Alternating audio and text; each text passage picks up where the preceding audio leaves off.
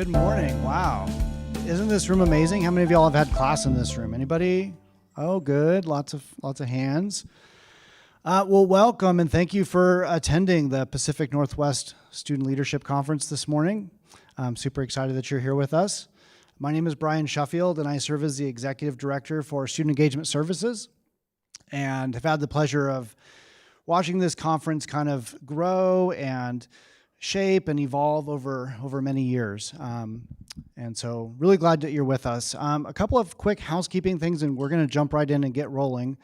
If you go to lead.wsu.edu, you'll find a full schedule of everything going on today. There's also some schedules around the venue in the Spark this morning, but especially in looking at the workshop sessions and the full descriptions of what's happening at those sessions. So you'll want to take a look at those. On the other doors where those will be facilitated, which is 233, this room, 212, and 227. So the other breakout rooms will be upstairs, but you'll also find the titles of those throughout the day on the doors there. So we'll have lunch. We have a Qdoba bar coming for lunch, and we'll have some snacks and things throughout the day. Hopefully you all got an Nalgene bottle. So if you didn't have one already, you can stay hydrated today. Make sure there's lots of water in the building.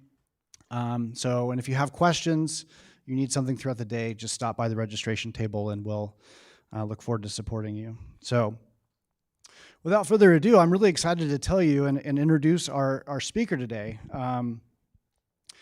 Mac Strong has been working as the Pacific West Director of the Legends program for the National Football League since 2013. He played for the Seattle Seahawks as a fullback for 14 plus years from 1993 to 2007. And as a professional athlete, Mac was known to inspire people both on the field and off the field. Former Seahawk coach Mike Holmgren is quoted as saying, "Mac is one of the greatest men I've ever been around. Great teammate, great leader." Mac has received numerous awards and accolades during his NFL career, including the Unsung Hero Award and the Ed Block Courage Award. He is also the only multiple recipient of the Steve Largent Award, which he has won 5 times. Mac was voted twice to the Pro Bowl and once to the All-Pro team in 2005. As well, he had the incredible opportunity to be a major contributor to the Seahawks' journey to the Super Bowl. My Roman numerals are 40. Mac retired in 2007 after a career-ending neck injury. His expertise allowed him to transition from a player to the Seahawks media team as a sports analyst. During his career, Mac and his wife, Dr. Zoe Heigl Strong, started the Mac Strong Teamwork Foundation, a nonprofit. The foundation, which lasted from 2002 to 2020, was rooted in their commitment to help youth across the Northwest become leaders by developing strong minds, strong bodies, and strong character. Their aim was to assist students in succeeding academically and in life. Their program served over 350 students annually through after-school programs, in-school mentor programs, and summer sports and leadership camps. Their outstanding commitment to enhancing the lives of children in their community and beyond earned Mac and Zoe several awards, including the 2009 Mark Matthews Service to Children Award, 2011 Washingtonian of the Year Award, and the Association of Washington Generals, and the 2012 Seattle Indian Health Board's Adeline Garcia Community Service Award. Mac's favorite pastime is enjoying time with his wife and their two sons, Isaiah and Evan, and swinging in the club at the golf course. So I'm very, very pleased to bring up and welcome, with a big Coug welcome, Mac Strong.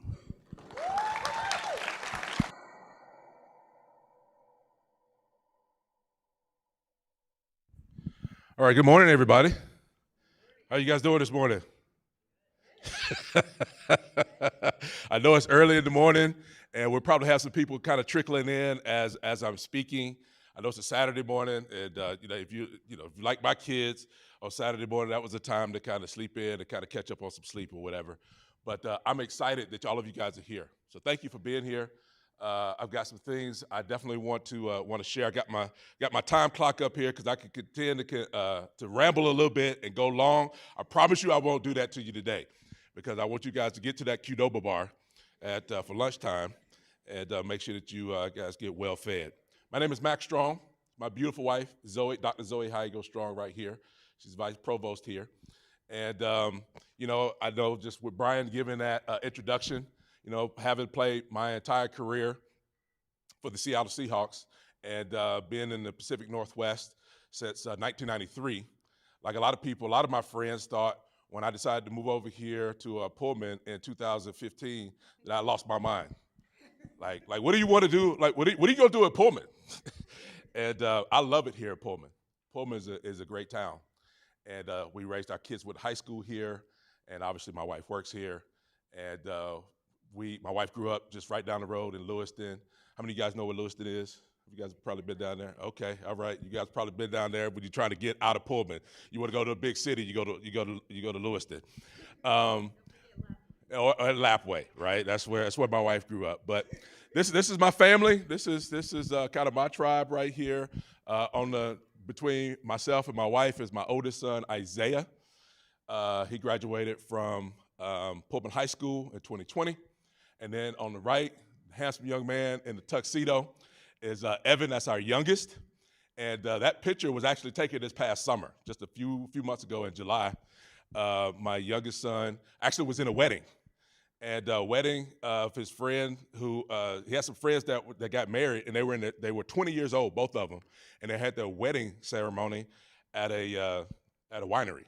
So they couldn't even drink the alcohol while they were there. I don't know why they did that, but anyway, so he was in the wedding. That's our family. We're so excited to be back here. We left in 2020. I know this is probably some extra info that you guys don't need, but I'm gonna share it anyway. We left in 2020 and went back to the West Side for about 2 years. My youngest son had some health issues, and so he ended up graduating from O'Day last year in June of 2022, and then we decided, hey, we liked it in Pullman. Pullman was nice. I miss Cougar Country. I miss, going to the games. I went to the University of Georgia, but I say go Cougs like everybody else. Even though my Georgia Bulldogs are the #1 team in the country. Again, you guys didn't need to hear that, but these are things I just share with people that they don't need to hear. Just being able to be here, to be in your stadium, to be in this community, we love it. We love it. I'm going to talk about some things. A lot of my background has been in sports, mostly football. Since I was 21 years old, I've been pretty much around the game of football. I went to college for 4 years at the University of Georgia to play football. And then I didn't get drafted, but I moved out to Seattle to try out for the Seattle Seahawks, and ended up having a 15-year career. Then after that, I ended up being an analyst on radio and TV locally in the Seattle area for about 7 years. And then during that time, I started working for the National Football League with an organization called the Legends Community. And what inspired me to be a part of that was somebody just called me, like I was driving, I think somewhere in Idaho, which I was luckily that I had cell reception. And they said, look, we want to start this program, and we're just tapping a couple of former players that we know and we trust that can reach out to former players and make sure that they get resources and benefits that they've earned. And so that's all they had to say. I didn't know very much more than that. I said, okay, I'm in, I'll do it. And I've been doing that now for the last 10 years. So a lot of the things, I've been around sports teams, I've been around professional sports, I've been around youth sports, everything, college sports. Like Brian talked about, we had our own foundation, nonprofit foundation for about 18 years. We have Sharice de Guzman here, who's a counselor for the university, who was our executive director for many years. When she decided to step down, that's when we knew we had to close shop. No, actually, it was because of COVID. It was really hard for us to keep that program going. But we reached out to a lot of different underserved youth around the Northwest, helping them to develop strong mind, strong body, strong character. Figure if you have the last name Strong, we're going to use it a lot in whatever effort we have. But that's just kind of a little bit about me. So anything that I share about you is things that, it's not just things that I've seen, I've heard, I've read about. Some of it is, but a lot of it's about experience. Okay, so I want to let you know that right off the bat. This is experiential sort of things that I'm going to be talking about today. You'll get some other people up here that'll speak about research and things that they've done from an academic perspective, and it's all useful, right? Everything, research, experience, it all works together. And so I feel like there's some things you can learn from all the speakers that you'll have the opportunity to listen to today. So that's enough about my intro. And my wife was like, keep it moving, because already I've spent too much time on the intro. So why is teamwork and being a strong teammate important in life and in leadership?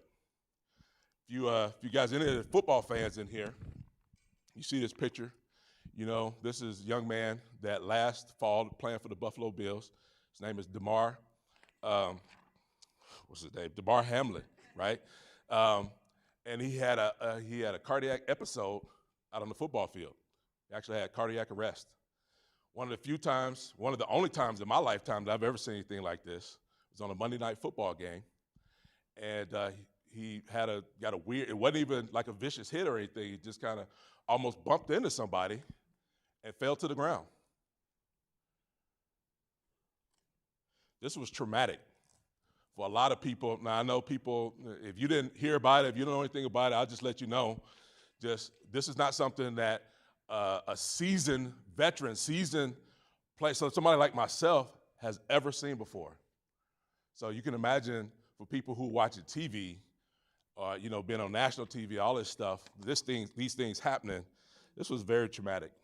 But I feel like this is also a great example of why teamwork and being a strong teammate is important in life and in leadership.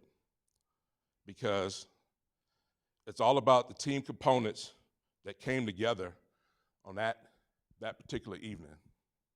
The coaches, the players, the referees, and other officials, the first responders, paramedics, the police officers, firefighters, and hospital doctors and other staff members, friends, family.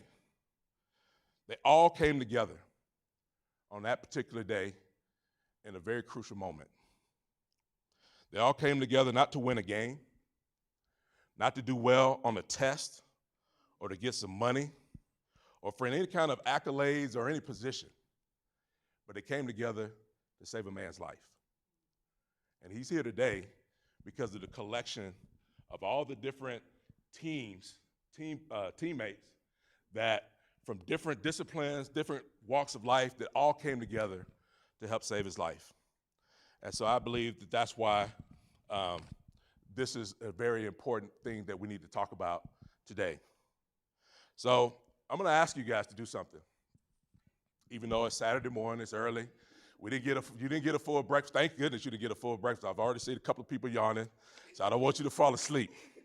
But I'm going to ask you to do something. I want you to take a moment to think about the team that you're on right now, right? Because everybody in here, you're part of a team, whether you think you are or not.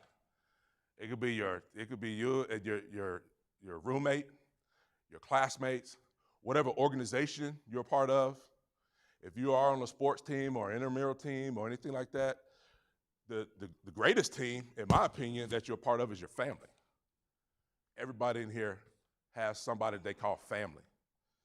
I want you to think about that right now. I want you to think about some of the teams you're on, and all the organizations and things, fraternities, sororities, scholarship programs, and fellowships. And some teams may be short-term, like a college class, and some may be group projects, and they may be more long-term things. Once you have those teams in mind, I want you to think about what kind of teammate you are. And how would others describe you on that team? Today I'm going to talk about some of the football team experiences, and I'll break down 3 fundamental principles. I promise you it'll be gone before you know it. I've got some neat slides that I'll draw some unique conclusions from. Trust me, you'll know what I'm talking about here in a second. But I'm talking about football team experience, and I will break down 3 fundamental principles that I've learned and what it takes to be a strong teammate, which in turn has helped me to develop into a strong leader. Grateful for all the things that I've been able to do in the community and being able to come here, now be a part of the Pullman community, and hopefully be able to share my experience and my gifts and my talents with this community.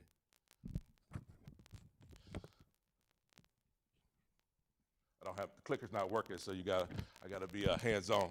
These are the foundational principles. What does it mean to be a strong teammate? I feel like these are 3 very powerful principles that we're gonna focus on this morning. Having a strong mindset, develop strong character, and prioritize physical and emotional health. As I break down each principle, I will use a lot of football and sports analogies that are relevant to life. When I talk about preparing for a game or playing a game or the post game or any of that stuff, please fill in the scenario that is most connected to you. I want you to put yourself in your own situation and ask yourself these same questions. Whether that will be public speaking, organizing an event, preparing for a major exam, or going to an interview, or even on a date. I know some of you guys smiled when I said that. Juggling multiple responsibilities. My first point, having a strong mindset. So since I figured I'm doing this presentation, I might as well put a picture of myself up here. This is probably one of the few times I get an opportunity to do this. So again, this was the time, and any Seahawk fans in here? Let me see who am I talking to. Okay. That's it, okay? And everybody else is not, okay? All right, so this is like an away game right here.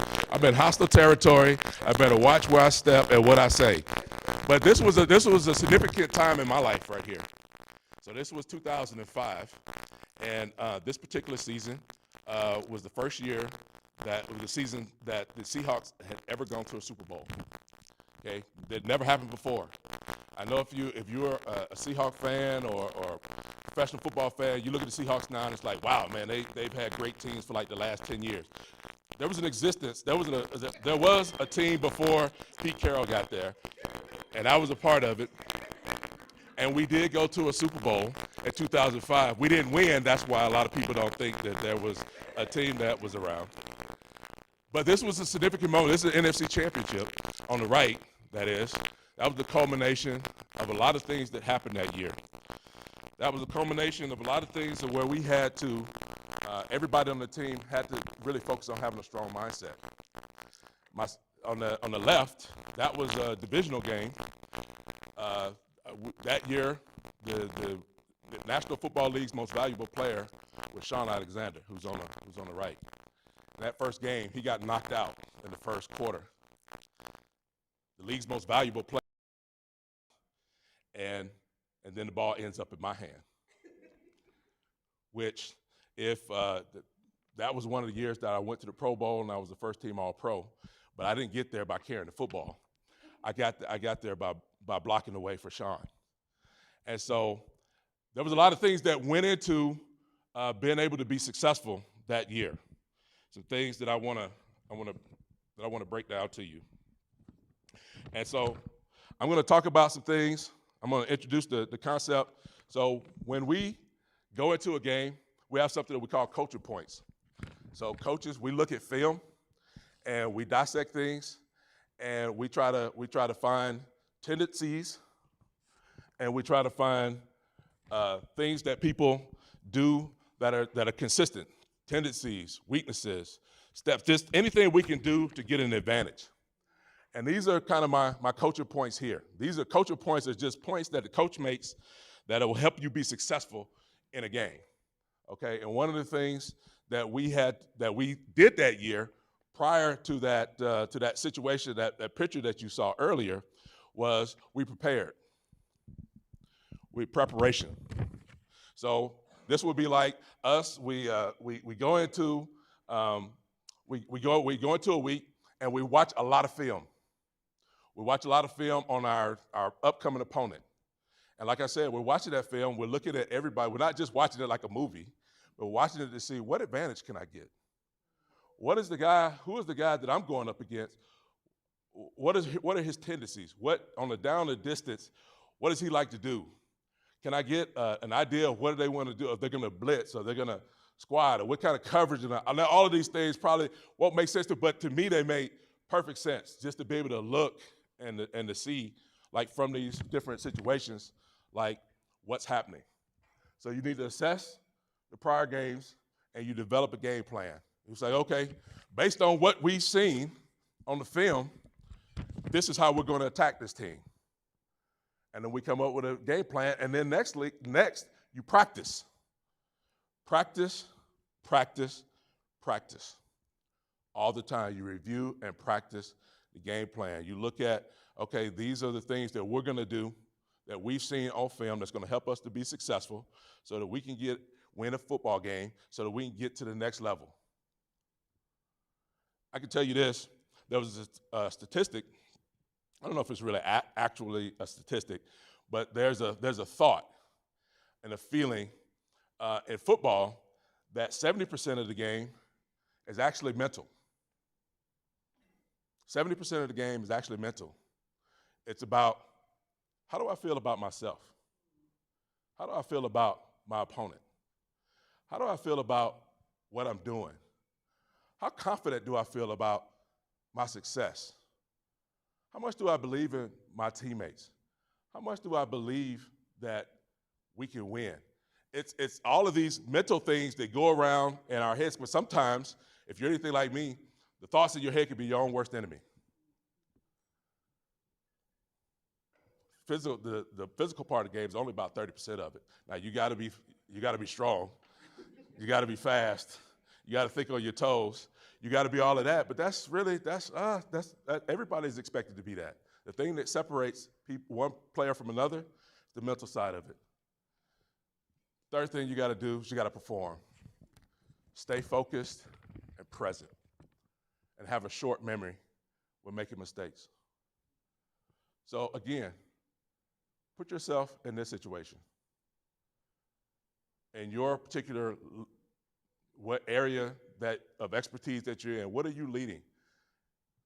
I don't know if there's somebody in here that maybe you're part of a sorority, or you're part of a fraternity, or you're part of some leadership group. Like, is this the way that you are going after it?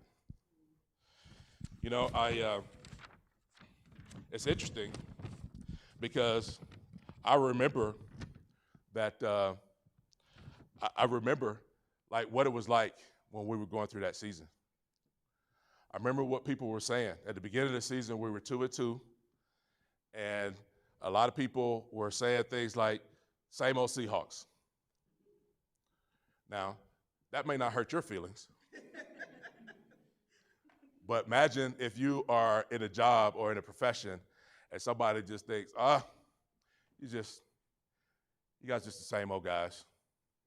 He's just average. Those guys won't do anything. They'll, I won't say coug it. I won't. Okay, so people woke up on that one. All right. It's the same thing, same kind of mentality.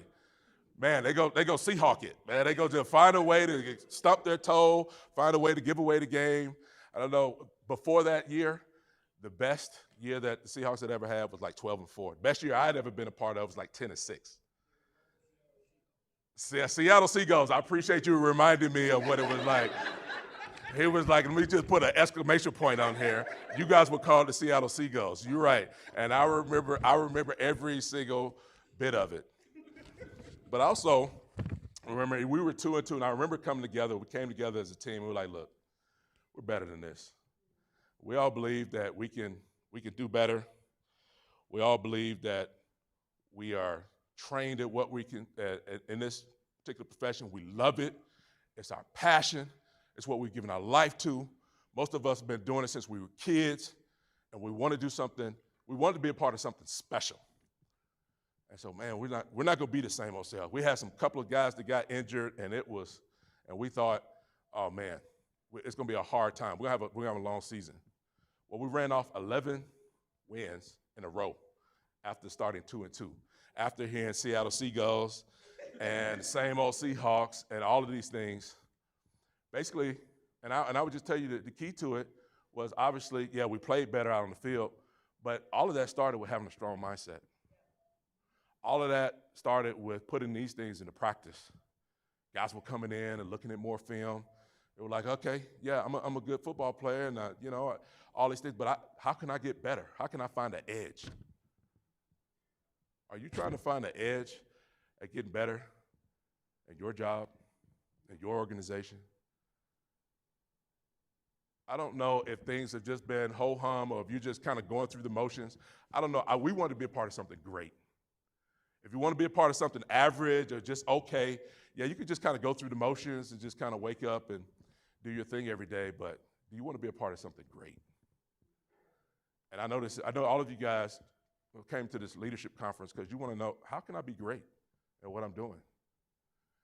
You come here to listen to some has-been, right, football player, right? But you came here to like, how can I be a part of something great? And I hope that you guys will take this seriously. Prepare, practice, perform. It's interesting. Dr.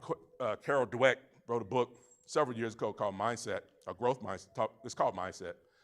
But it focuses on having a growth mindset versus a fixed mindset. I know a lot of improvements and research has been done since then. I read this book like 10, 15 years ago after my career, and I was like, where was that? Where was that during my playing days? But it talked all about these things about no matter where you're at right now, you can grow. You can achieve. You can get better. You're not the leader you want to be, you can get better. Find somebody that's a better leader, ask them questions. We're going to get into that here in a minute. It's about some other principles, but you can get better. You can do better. And I love kind of what she says, and I'll kind of end out this principle with this quote. She says, the hallmark of successful people is that they are always stretching themselves to learn new things. Is that something that describes you? Are you always trying to stretch yourself to learn new things? Next principle, developing strong character. Developing strong character. Now, I know somebody probably asked me about character. If you know anything about pro basketball, you see Draymond Green up there, you're like, man, what are you doing with him up there? He's not a good kid. This is out of character for him to help somebody off the ground.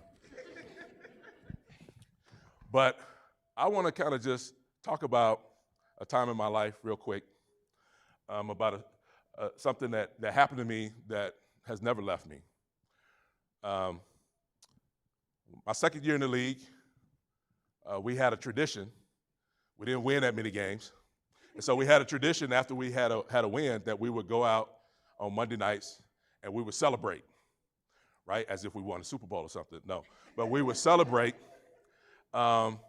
just the win. And so we had this great win, and we went out to this place. It was like a pool hall in Kirkland, Washington. How many of you guys are from? How many of you guys know what Kirkland is? All right, okay, all right, yeah, Kirkland. So at Kirkland, Washington, they used to have a pool hall, and we used to go there, and after a win, and we used to have a few drinks, have food, just guys being together, like trying to build family, trying to build team, trying to be together. Like, oh man, we got this win. Hopefully we can put together another win, and let's just keep celebrating this. And as things go, when you're a young person, whether you're in college or you're just a young adult living your life and you have your profession, whatever you're trying to get your degree in, and you're going off doing the next thing, that where life is going to take you. You can go out and just kind of be irresponsible. So we sometimes, this might surprise people, but professional athletes are not the most responsible people sometimes. Sometimes they do questionable things. Sometimes they drink a little too much. So this particular night, guys were having a little too much fun drinking. And I know I felt a little awkward. I don't know if any of you guys, you probably go to a party and you see people drinking, you're like, oh man, like they should probably slow down, right? Or something. And that's how I was kind of feeling, but I didn't say anything. And I didn't stay, and luckily I didn't stay, or luckily or unluckily, it just depends on how you look at it. I didn't stay around because my dad was in town and I wanted to go have dinner with my dad. So I left, passed a couple of guys that were coming in, and I said, what's up to them? And then I left and went, had dinner with my dad. I got home later that night, and I turned on the television, and we were watching the show, and it had one of those news breaks, right? News break comes in, and they were showing this picture, and they showed a picture of one of my teammates' his SUV, and it was like a pancake. Literally, I was like, wow, something bad happened here. And they were talking about that there was an accident with 3 of my teammates. It wasn't just one, it was 3 of them. The guy that was driving, and there was 2 other passengers in there. They said, well, these guys, first of all, we started calling around, all the teammates started calling around, and then we found out what hospital they were at, and we all showed up there, right? It's like a room like this, and it was like 40 guys. Just like all these people, we were all just sitting there with our families, like trying to figure out what happened. And then the doctor comes out and he lets us know. He said, oh yeah, this so-and-so teammate, he's okay, he's got a broken ankle. This other teammate, he's got some cracked ribs, he's okay. But this third guy, and he stopped, he paused, and he looked down, and then he looked up, and we knew something was not good. He said, but this third guy, he said, he's gonna be paralyzed from the neck down. And I realized at that moment that he was one of the guys that was walking into the bar when I left. Now, why do I tell that story? I tell that story because it sticks with me. I don't think I'll ever forget that the rest of my life. I don't think about it like feeling guilty, like, oh man, I wish I could have done something. It wasn't my fault. But at the same time, I felt like, what could I have done? What could I have done? I think about having strong character. It's not about just who we are when we're around other people, but it's about who we are when no one else is around. And it really made an imprint on me at that moment, like, I want to be a different person. I don't just want to be a guy that kind of goes out and hangs out with their friends, and you see something, but you don't say anything. You sense something, but you don't say anything. You feel something, but you don't say anything. Like, these were my teammates, and their lives were forever changed that night. I think about what it takes, just to be a good teammate, buy into the team plan. Every team I've ever been a part of has a team plan. And you have to have buy-in to it. Like I said, the number one team I have right now in my life is my family. I think about my wife and my kids. What's best for them? What's best for us? How can we really just grow in our character? To be a good teammate, you got to be trustworthy. You got to be somebody that, Mean what you say and say what you mean. You know, when you say something, oh, yeah, I mean that. I can trust that from that person. Trustworthy, being honest, reliable, accountable. You're accountable with, on the team. You feel that's one of the first things you learn from the time you're accountable to everybody else on that team. Especially a team like football, you got 11 people. Like one person is off track, everybody's off track. It throws everybody off, the whole team, the whole offense and the whole defense. Everybody's got to be together, one sync. I think about being coachable and being humble. Okay, there's nobody here that knows everything. I know we got some academics in here, so I don't want to offend anybody. My wife is one, but there's nobody in here that knows everything.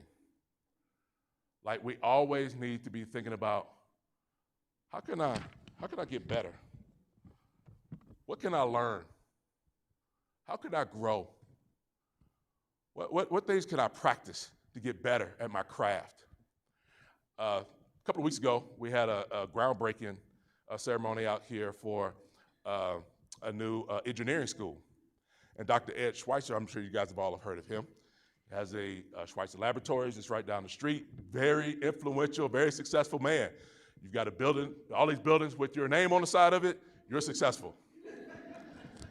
So I had a short conversation with him, and long story short, it was just obvious that this is a man, even though he's accomplished so much in his life, he's done so much, and he's given so much back to the community, that he was still a person who's still learning. He didn't come to me with an attitude like, yeah, here, let me share some advice with you, young man. Let me give you some input. Let me tell you what to do over here, or how to be. He was asking me a lot of questions. I'm like, man, don't ask me any engineering questions, because I'm done. I'm out. But I was just blown away. What about your character? What are things that you are working on? Are you buying in? This is just a real question. Are you buying into, I was talking to my son last night, and he was like, man, both my kids are in Oceanside, California. I don't feel sorry for them at all. But they're in school, they're going to school down there, and he was like, yeah, I just realized just being away from home, being away from parents, being away from your security blanket, all that things. He's like, man, and then school comes at you, like a lot, like really fast. And he says, it's easy to get overwhelmed. I was like, wow, man, I appreciate you talking to me about that. We had more of a conversation about that, but I just appreciate him because he was just humble. He was like just talking about the things that were going on in his life and where he needed help and what he was trying to accomplish. And he was just trying to be coachable and be humble. Where are you today with that? Who are you getting training from? Who are you learning from? Are you just learning from yourself? Or are you learning from somebody that knows a little bit more than you? I remember when I first started having kids, I used to talk to other guys that had kids. Why? Because I never had kids before. So I wanted to know, how can I be a better dad?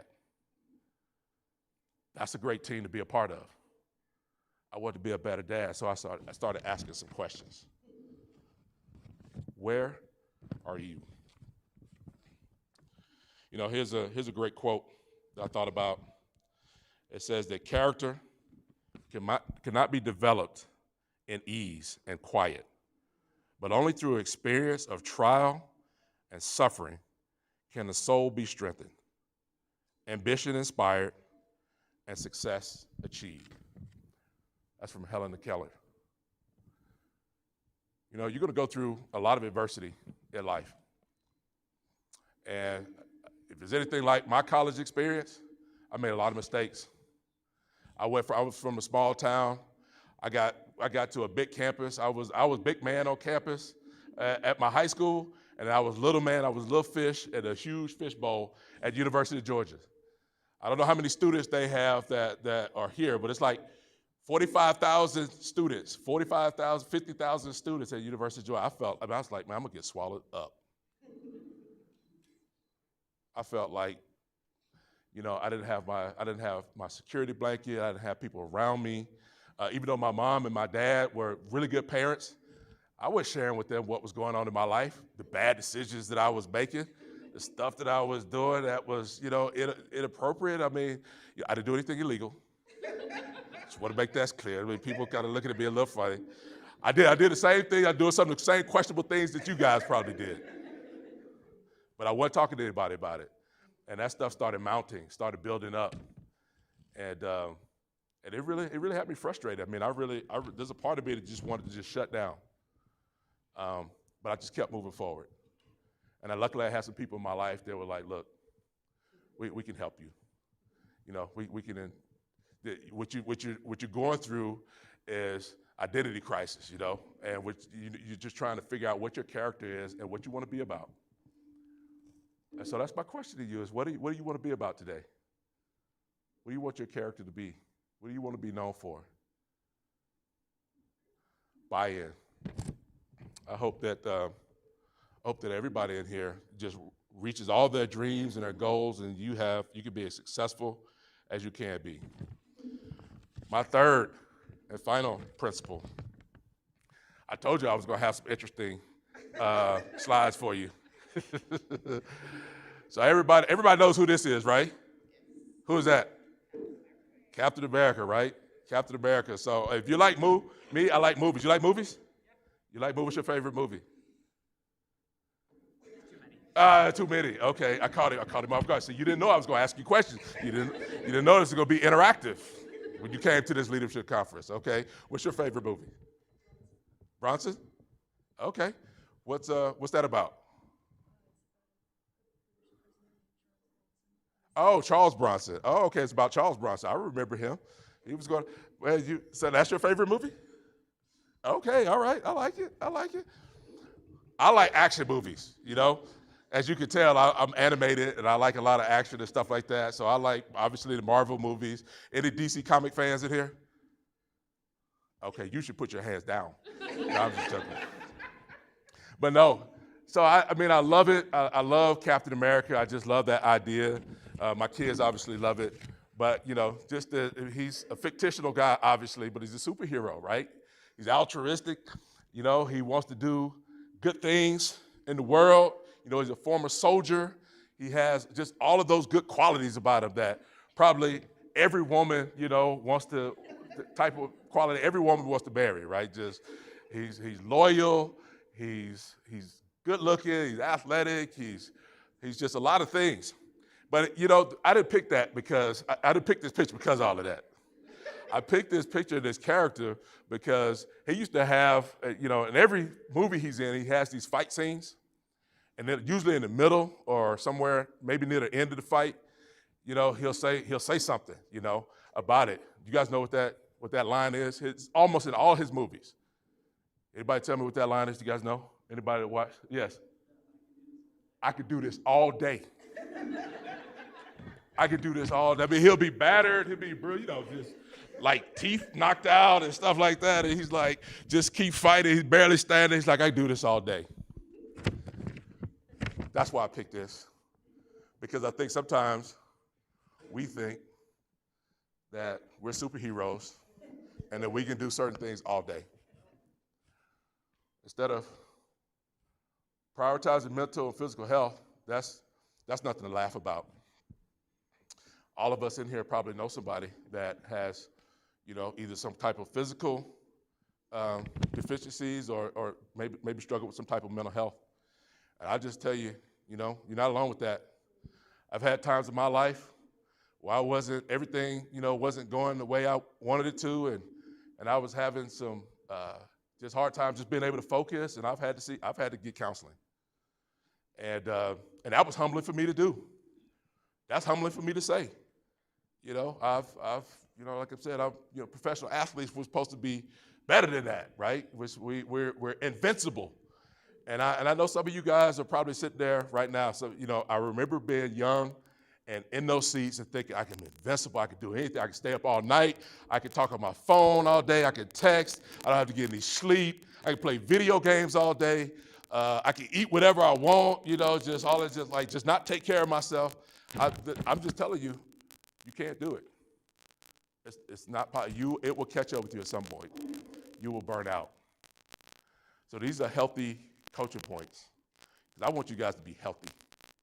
I really do. When I think about being a part of this community and what I want all of these students, all you guys in here, to leave away with this is like, man, I want to be healthy. Mind, I want to be healthy. Discipline and recovery, like just connect and unplug daily to recharge. How many of you guys in here have cell phones? Raise your hand. Everybody in here, right? Okay. So you have that I have a little app on my phone that tells me how many hours, a day that I spend on my cell phone. Any of you guys pay attention to that? Yeah, some of you do. Most of you probably don't. You're like, I don't even want to know. I probably spend like a whole day on my phone for an entire week. We got to unplug, guys. Sometimes I've known that just in my own life, when I'm not paying attention, when I'm not present, and I'm looking down at my phone or whatever, man, life just passes me by. I forget about a lot of things. There was this movie called Click many years ago with Adam Sandler that he would just, you know what I'm saying? And you guys know, some of you guys have seen it, where he would just fast forward through parts of his life. He had this remote that could just change his life, and so he just fast forward. He realized that, I don't want to give it away for some of you, but I'm giving it away. He realizes at the end of the movie that, man, I'm missing big chunks of my life because I'm so worried about something else. And I don't want you guys to miss out on the life that you guys can have.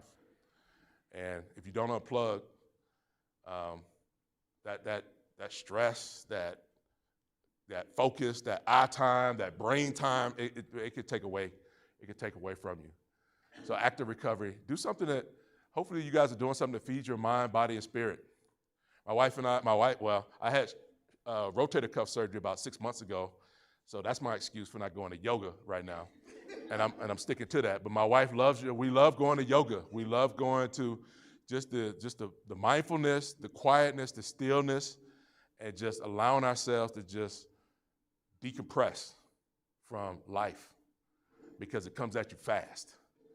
Especially as young people in college, you got all of these people coming at you. Oh, come to this party, come to this thing, you do this, and join this, and now you got all these classes, study all the time and everything. It can be overwhelming. Take a day off each week. During my playing days, we had 1 day a week off. It was a Tuesday. And it was interesting because people used to always call me like, oh, what are you doing tomorrow? I was like, man, I'm gonna sleep in. We're gonna go to the movie. I'm gonna hang out with my wife and my kids. It was like, on a Tuesday? I was like, yes, my only day off. I was like, well, that's crazy. I was like, well, no, there's no other day. That's my day. That's my Sabbath. That's my time to really reconnect with my family. And I really encourage you guys, pick a day of the week where you guys just unplug and you guys just are still.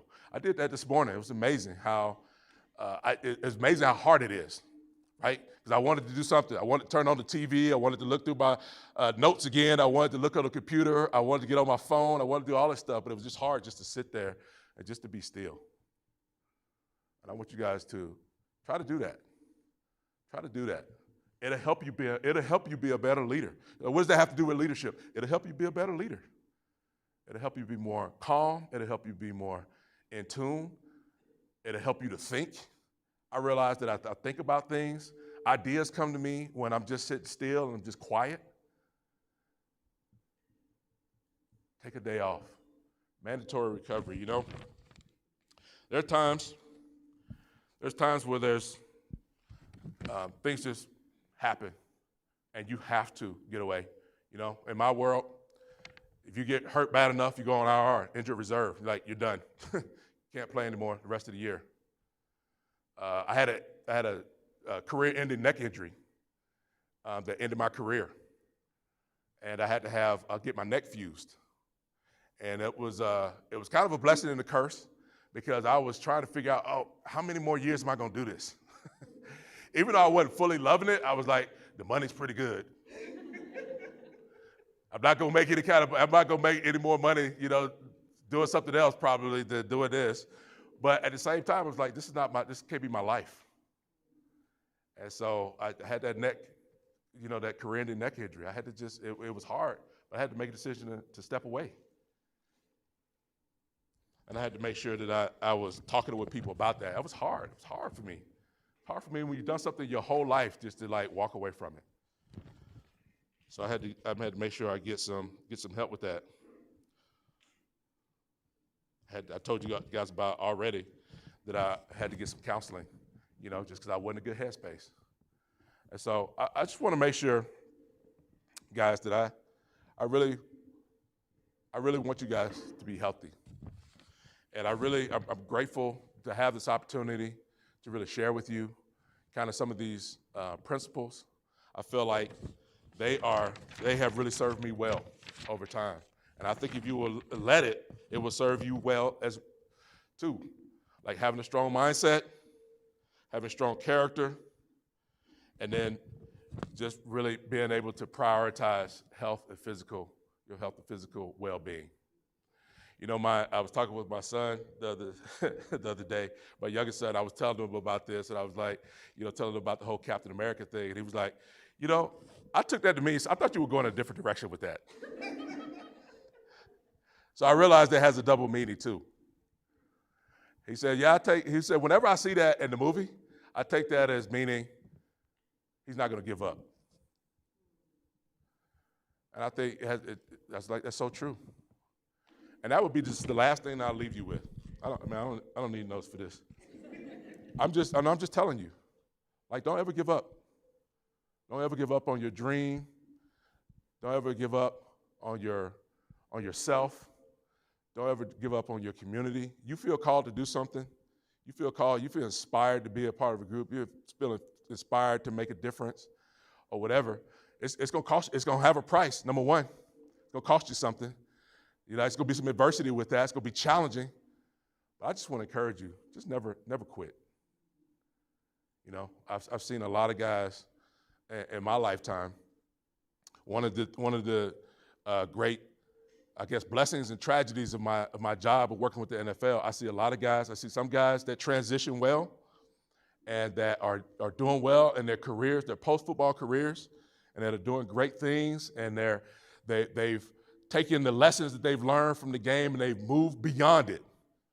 And they're putting all of these things that we're talking about into practice.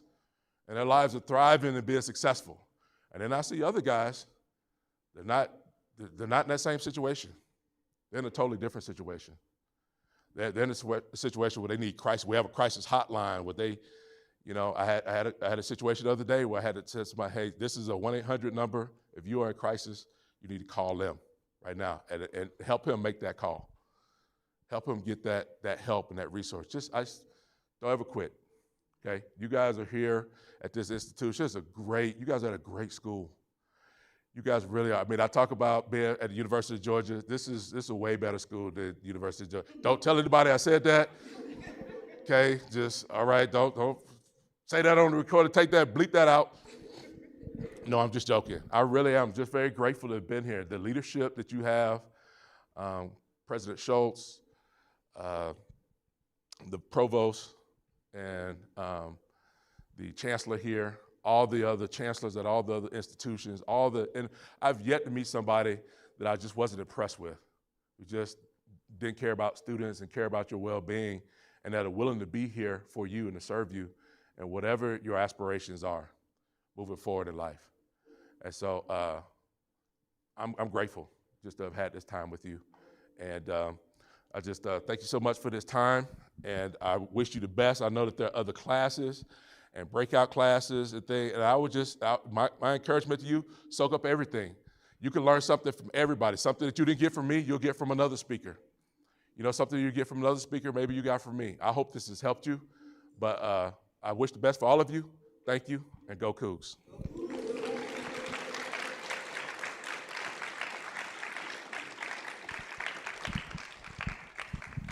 Yeah, go Cougs. Give it up one more time for Mac Strong.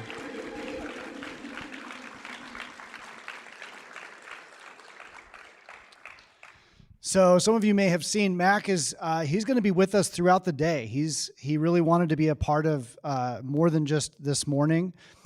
So you'll notice he's doing a session after lunch where he's going to talk more about how WSU totally outplays the University of Georgia. But also he's going to dive a lot deeper into his message this morning and going into that strong character and beyond. So I know I mentioned before, if you're not aware of the sessions that are coming up next, lead.wsu.edu has the schedule with all the workshops and the descriptions. Okay, so we've got about 10 minutes before those will kick off. So get some more coffee, get some more snacks. After this next session, we'll have lunch ready for you. And lastly, before I let you go, check out those sessions. I failed to mention, I know many of you got an email about this iPad Air that one student today is going to leave with today. So at the end of the day, so stick with us. There's so much more coming today. If you did not swipe in presents this morning, you're going to want to make sure you do that because that's what we're going to pull this from. I also did not mention, but we have a number of our global campus students that are joining us via live stream right now. So welcome to our global students who are watching this. They're also eligible, so stick with us on the live stream. We'll make sure that you're in the drawing for that as well. So enough from me. Go find your next sessions, and we'll see you shortly. Thanks, everybody.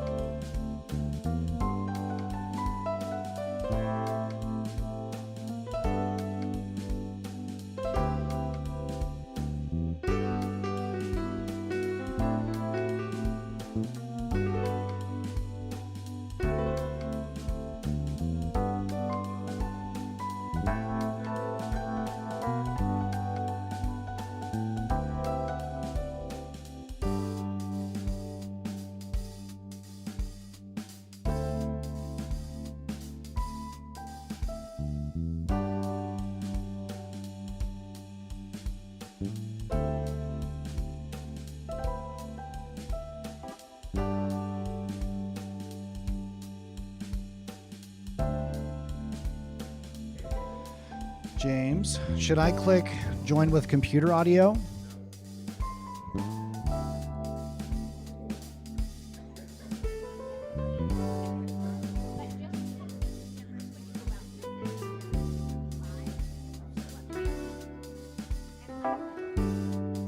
Yes, like that.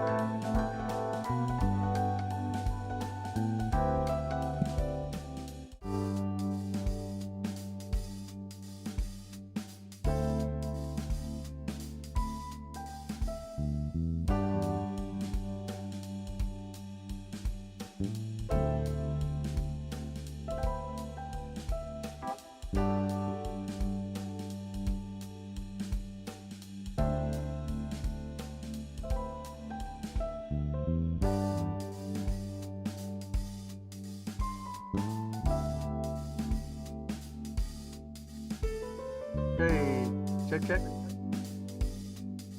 Brian, can you hear me out there?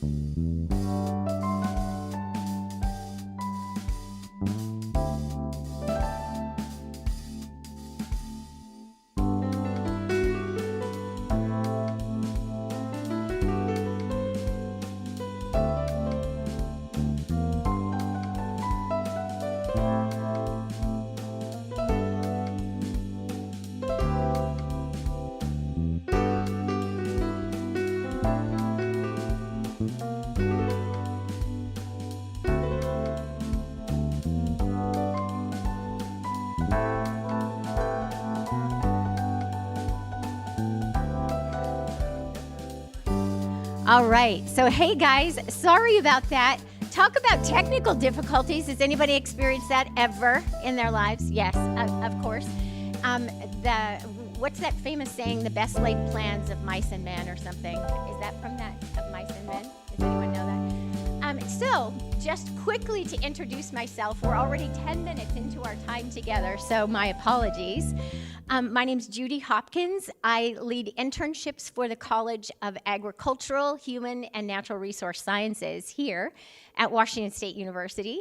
I've worked for about 10 years at WSU, actually leading internships and professional development at the Academic Success and Career Center, which is our central career services here at WSU. So that's my history and background. I had the opportunity to take a course from and a number of different materials that have been compiled together for this particular presentation, which I've probably been working on putting this material together for the last couple of years. So I'm incredibly grateful for this opportunity. And one of the things I do ask of all of you is, and when you're also with us globally, so wherever you are globally, I'm going to ask this of you as well. We wanted to move you together because during the time we have our conversation and I'm presenting, we're going to have a chance for you to do some talk and turning and have some conversation with friends near you. So is that something that you are willing to do? Do a little talk and turn. Okay, perfect. Because that's going to be what will help this to be a more meaningful experience for you. So here we go.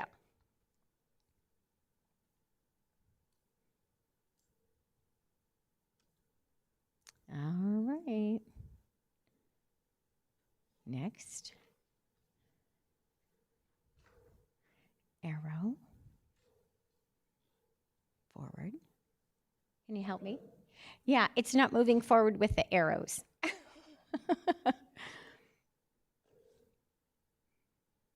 Up or down? Just had it. Yeah. Let's try this. Let's get rid of this guy. Click on that. There we go. Okay. Make sure you try to click on the background. Okay. Oops, not like that though. There we go. Okay. Okay, cool. All right. Wow. The background for this presentation comes from a course taught by Dr. Lori Santos. She is a professor at Yale University, and this course was first taught in 2018. What she noticed was that students in her college were really troubled with depression, with anxiety, with worries and fears and difficulties in sort of navigating their lives. So she took it upon herself to gather a huge amount of information. And what I have today, I actually have some handouts here. And for those of us who are with us globally, I have sent this information also to the leadership conference. So you'll be able to get the slides and all of the research associated with each of the slides that I'll be talking about. So if the background and a little bit of research on your own is something of interest to you, then you'll be able to access that. And it's right here in the handouts that I have. Okay, so this is what you'll be able to expect from our time together today. You'll have the opportunity to enhance the well-being of students that you interact with.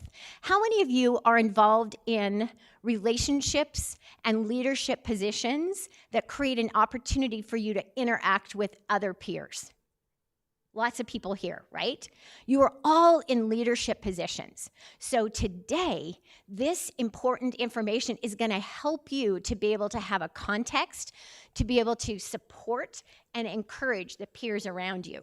But not only your peers around you, but we're going to talk about some misbeliefs that many young adults who have been surveyed in the last number of years think about what will make them happy. And then learn and be able to actually implement several research-based methods that are simple and easy to sort of engage in that are going to be practically of help to you. So in the end, we hope that your own happiness is going to be increased. Does that sound like a good thing to you? Yes, me too. All right. So, I don't know if anyone has seen this, this diagram before, but there is an article in the course called the G.I. Joe fallacy. Knowing is half the battle, right?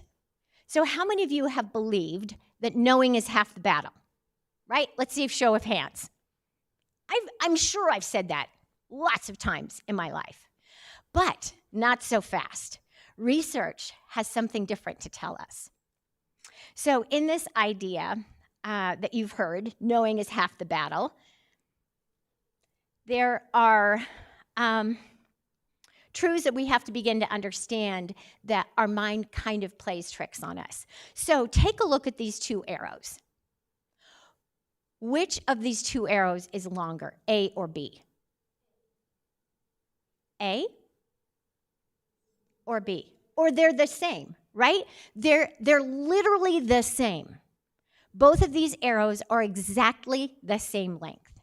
But because of the way they're configured with the endpoints, it plays tricks on us. Our minds play tricks on us. And people that are interviewed and asked this question, which arrow is longer, A or B? People will consistently say B because of the way the endpoints appear. So our mind just plays tricks on us, even if we know what's true. So,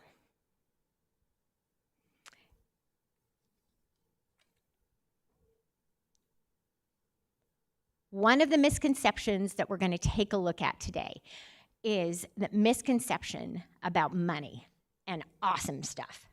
So if we know that our minds play tricks on us a little bit, and we can know things to be true that actually aren't true, That concept actually informs our way of thinking in lots of ways.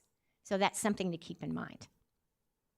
So what I'd like you to do right now is think about fill in the blank. If only I had what?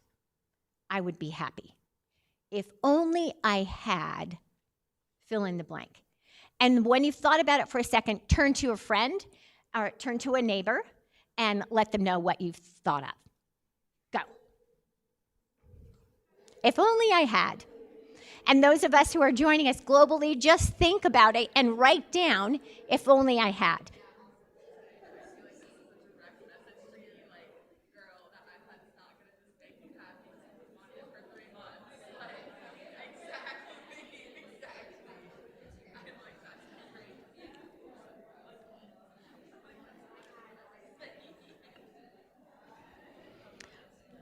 All right, so what did you hear your friends say? What did they say? If only I had what?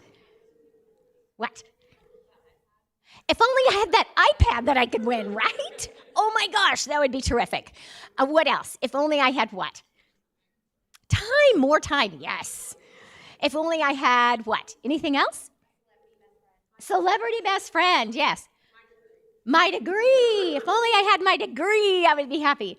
So we have lots of ideas in our minds about things that might contribute to our happiness. And yet, this is what the author of the course has to say about the fallacies. When the unpredictable forces of emotion, habit, and situation reign, despite how much students know better, when it comes to behavior change, we have to step beyond simple knowing to emotional regulation, habit formation, deep practice, and the situations we place ourselves in. And this is where you, as coaches and peer mentors, come in, that you can help provide insight to those around you as you yourself gain insight and grow, right? So some of these misconceptions that we're going to be talking about hopefully will gain some insight and understanding that you're going to be able to share with your friends and those you're on leadership teams with. And it's going to make a difference in your ability to move forward and actually in your happiness. Many of us believe, in fact, getting back to this misconception about money, that if we had lots of money, we wouldn't necessarily be perfectly happy, but we would be lots happier. Even, how many of you know the song by Bruno Mars, I Want to Be a Billionaire? Anybody familiar with that one? Yes. So it's a thing that we even sing about. Now, in regards to this topic of money and our beliefs about it and whether it will bring us happiness, there were a couple of Nobel Peace Prize winners in economics that asked a research question of 450,000 Americans. So a good group of folks in 2008 and 9. As your salary goes up, does your happiness increase? That's an important thing, right? To be able to figure out. Their study showed that at low levels of income from $10,000, happiness measurements went up across 3 major dimensions. Positive affect, that means sort of mood and what your face looks like, not feeling blue, or being stress-free, up until the point of about $75,000. And then guess what?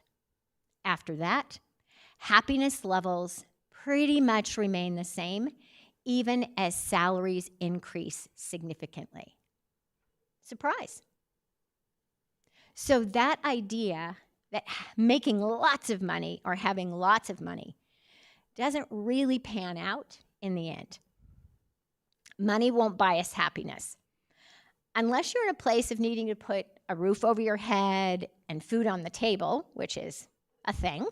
But once you have your basic needs met, money will not increase happiness. College students since the 1960s, so for decades, have been surveyed on this particular topic. And that's what our next slide takes a look at. All right, so this is the American Freshman Survey that was started in the 1960s. And as you can see, students entering college who say it is very important or essential to be very well off financially started out in 1965 at about the 45% mark. So about 45% of students believed that being very well off financially was very important or essential. And then look through the decades up until about the 2000s. What happens? Almost 80% of students came to believe that being very well off financially was very important to essential. How about that? Does that align with some of your own thoughts or thoughts that you've heard people have, right? There's been this increasing sense that money is really super important, especially among college students. But this is another really interesting point of information. Again, in about 1965, these students were asked about their belief being very important or essential in regard to the development of meaningful philosophy in their lives. About 80+% of students believed that having developed a really meaningful philosophy of life was a really high value, over 80%. And then look what's happened over time in the decades, up to about the 2000s when this study was completed. What does this tell you? What's important about this information? What do students believe to be true about finances or money and the happiness that they might bring? And then philosophy of life and the meaning of life and developing a sense of value in that. It's pretty interesting, huh? There's also a book that I use as a resource called The Good Life. It's over here on the counter or on the desk. And this Good Life book is a summary of an 85-year longitudinal study done by Yale. So, done by Harvard. And this study started with college students when they were 18 or 19 years old and followed them longitudinally through decades, and now they're in their 80s. So literally an 85-year study. And this study also substantiates the idea that people across the US, so not just young adults, also have that same belief that money will buy happiness.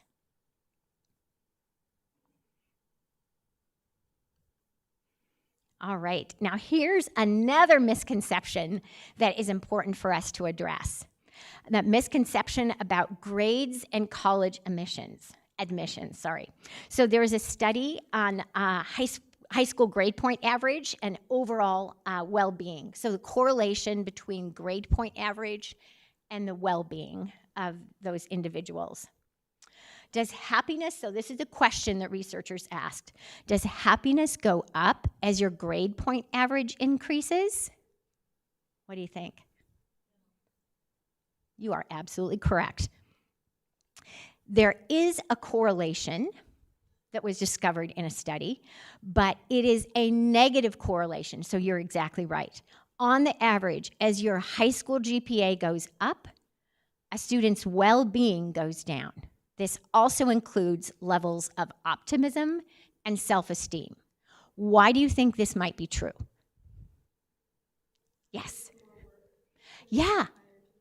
More work, yes. Anybody else? Yes. It's more like expectations are put on themselves, like they have to keep that GPA, so they have to keep working that hard all the time. Yes, so there's this increased pressure that we feel. Did you have something too? Okay, yes. So there's this unfortunate correlation between more negative experiences. And the next study that we'll talk about has to do with correlations between beliefs about happiness gained in college admissions, because there is this belief that good colleges improve the chances for good salaries. Is that something you've thought to be true? Like, if I can get into a good college, then I can get a good salary, right? Yeah, I think it's a common misbelief. So this study has to do with the correlation between grades made in college and starting salaries and how that grows over time.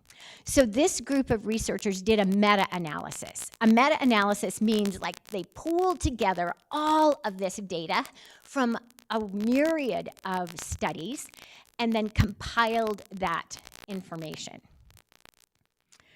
And this is what they discovered. Considering all the published studies, they found there was only an extremely low correlation between grades and salary growth, and a negative correlation between GPA and well-being. So, if students find themselves, if you find yourselves excessively worrying about your high school GPA or your GPA while you're here, but this is essentially students that were studied in high school because they believe they must get good grades to get into a good college to make a good salary. So all those connective beliefs.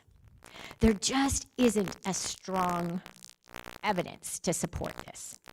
And obviously, any student needs to make minimal grades and minimum requirements to get into a college program. But the correlation between grades and salary growth are just not there.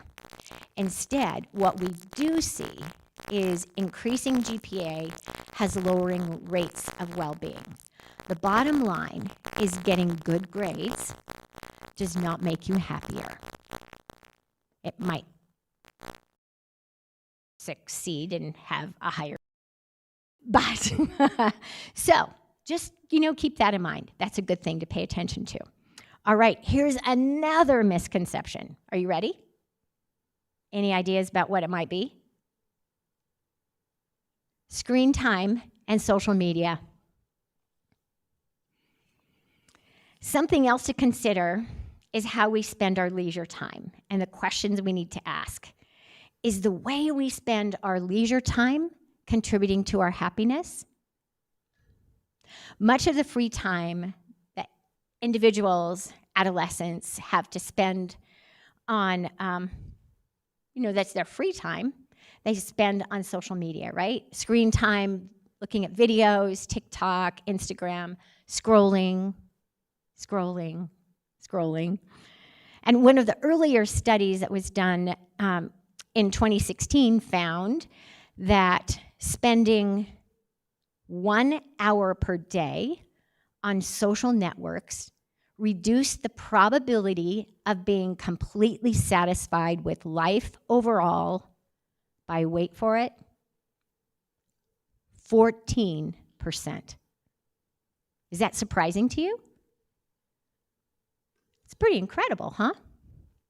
So lots of studies have been done since, lots of social media happening, and there have been compiled meta-analysis statistics as well, so that's pretty helpful to get, compiled evidence. This one particular group of researchers found that there was a small correlation, so small negative correlation, between the time spent on social networking and well-being. Overall, social media doesn't make us as happy as we think. And I want to take a look at this slide to help us understand that. So this group actually did a study on the screen time and social media's active and passive use. So if you can see here, the solid line is the beginning of the baseline of individuals, and these are adolescents who their starting point was an average of about this 65% level of well-being. And it was just a measurement that they had with a number of questions that they asked. And it started out at that point that you can see at the baseline. And then when the end of the use of social media occurred, at that post-manipulation, they did another measurement of well-being, and they found there was just a very slight increase of well-being. And then at the end of the day, you can see that there really wasn't much of a change in well-being. And this is active social media use, okay? Then, if you take a look at that dotted line instead, you can see the baseline of those using social media started out slightly higher than those who were actively engaged.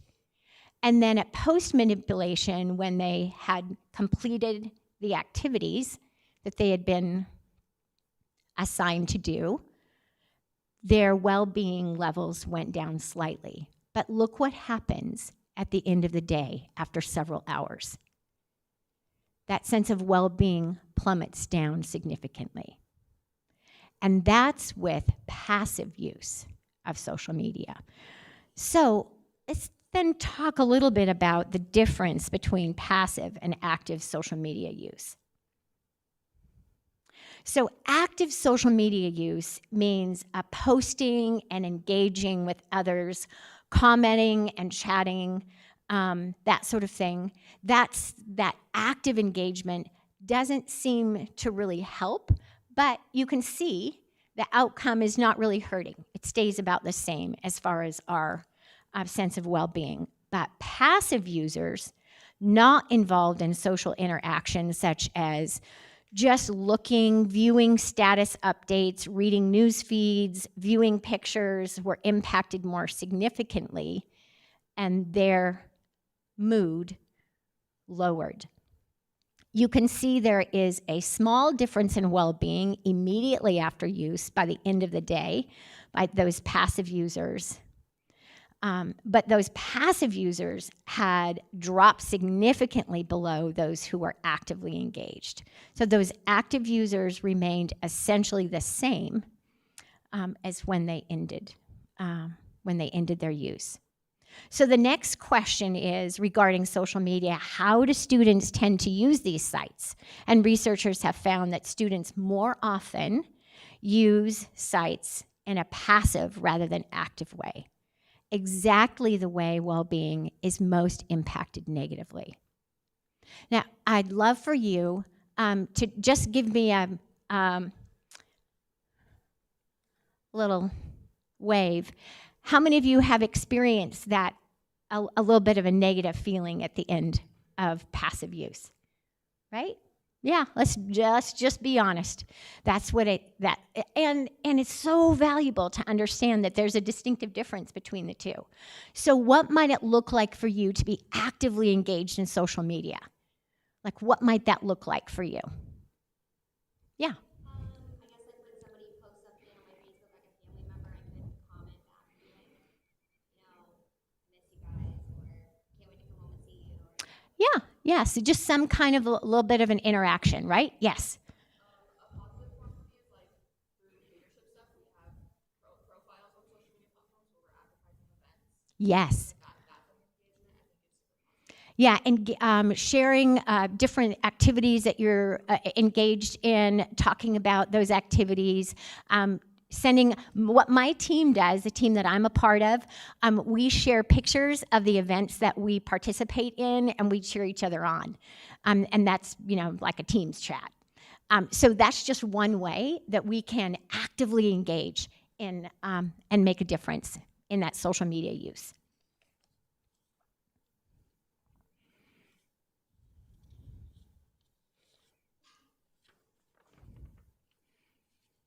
All right.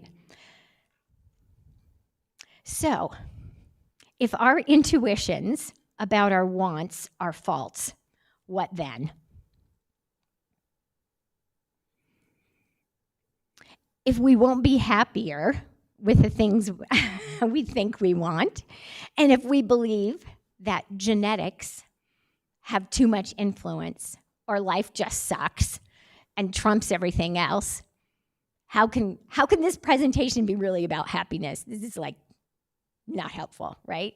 But researchers have coined an important new term called miswanting that I think is so important for us to understand what that means.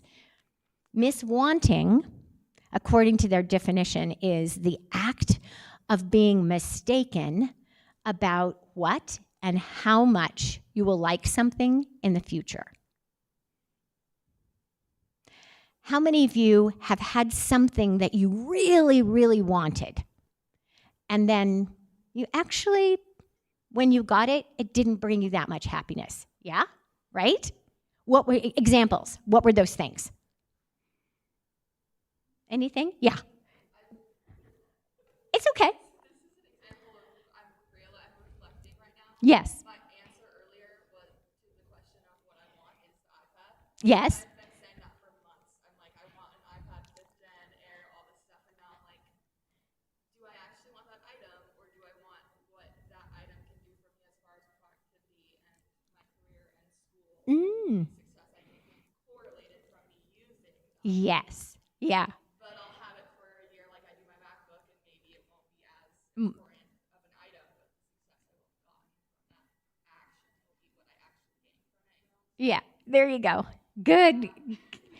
Such good ways of thinking.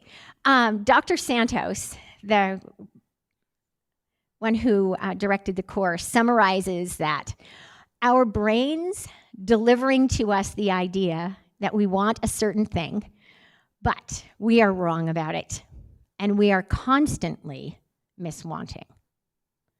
Think about this for a bit. How many of us is this true about? How many of us can identify things that we thought, oh my gosh, that is going to make me so happy?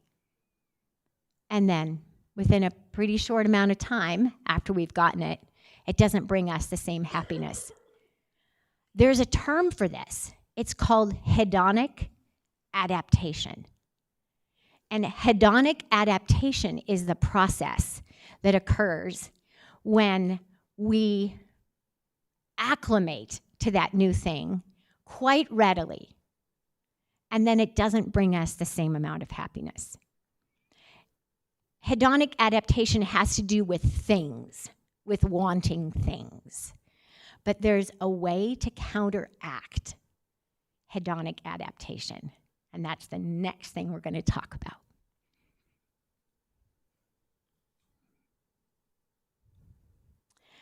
There is a happiness chart, thankfully, that some researchers have put together. And in fact, there's this set point. Remember, we were talking about what we believe about genetics. Like, dang, 50%, or like there's so much of genetics is in play, and there's nothing that I can do to make changes because of just the genetics in place. Well, research shows that generally, researchers agree that the genetic set point is at about 50%. So about 50% of our genetics sort of is sets us in place. So yeah, we're right about that to the degree of about 50%. Then unique individual circumstances make up about 10% of our happiness factor. So those can be a wide variety of things that are unique just to you. But take a look at that orange part of the pie chart. That is a full 40% of intentional activity is under your control. Personal actions, habits, thoughts, ways that you engage in the world. So 40% of our ability to experience happiness is ours, is under our control, that we have the ability to make a difference in. And I hope that is a perspective that's helpful for you.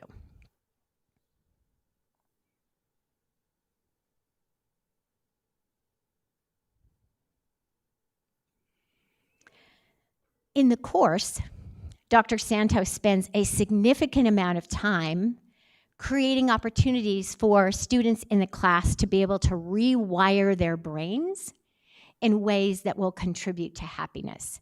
This rewirement experience, or these rewirement experiences, are really ways that our synaptic pathways are developed over time. So think of it like when the very first time you try something, it's quite a bit harder to do. A little bit similar to, I think of it like I'm just picturing in my mind like an ox cart or something like heavy and it doesn't move very easily, and you're on a path that's hardly been, that maybe it's never been a pathway before, and it takes a lot of energy to push forward on that. But once you get it going, once you push and get the energy behind it, and just take a little bit extra effort, then you get it going, and then it can move forward. And then, just like synaptic behavior, as the pathway begins to be created, the more times you do it, the stronger the pathway is. So that's a really important way of thinking about rewirement and the activities that we engage in. So it's harder to get started, but the more you do it, the stronger that pathway is. It's like taking a small path and it becoming a paved path, and then it becomes a road, and then it becomes a highway, and then it becomes a freeway, and then does that make sense, right? It's this very well-established path that commonly takes a bit of extra effort to get going. But one of these rewirement practices is the idea of a gratitude journal. So a gratitude journal can be started in just a few minutes, 5 to 10 minutes. And the next week you could do that. It's an opportunity to thoughtfully consider and reflect on words and phrases that you can focus on. This is a chance for you to show intention and even just a word or a phrase to really focus on, to appreciate, can be helpful. And actually writing them down in a gratitude journal has shown to be helpful. Give it a try in the next week. There's also the art of savoring. This is one of my favorite things. The art of savoring is the ability to appreciate a situation. And if you have thought about this before, it's a practice, it's called meta-processing or meta-thinking, when you sort of step outside of that thing and look at it and reflect on it and think more deeply about it. So that's what savoring is. What I'd like you to do right now is to think of an experience that you've had and turn to your neighbor and tell them that story of that experience, an experience that made you happy, okay? So that's the assignment. Quick turn and talk, tell your neighbor an experience that made you happy. Go.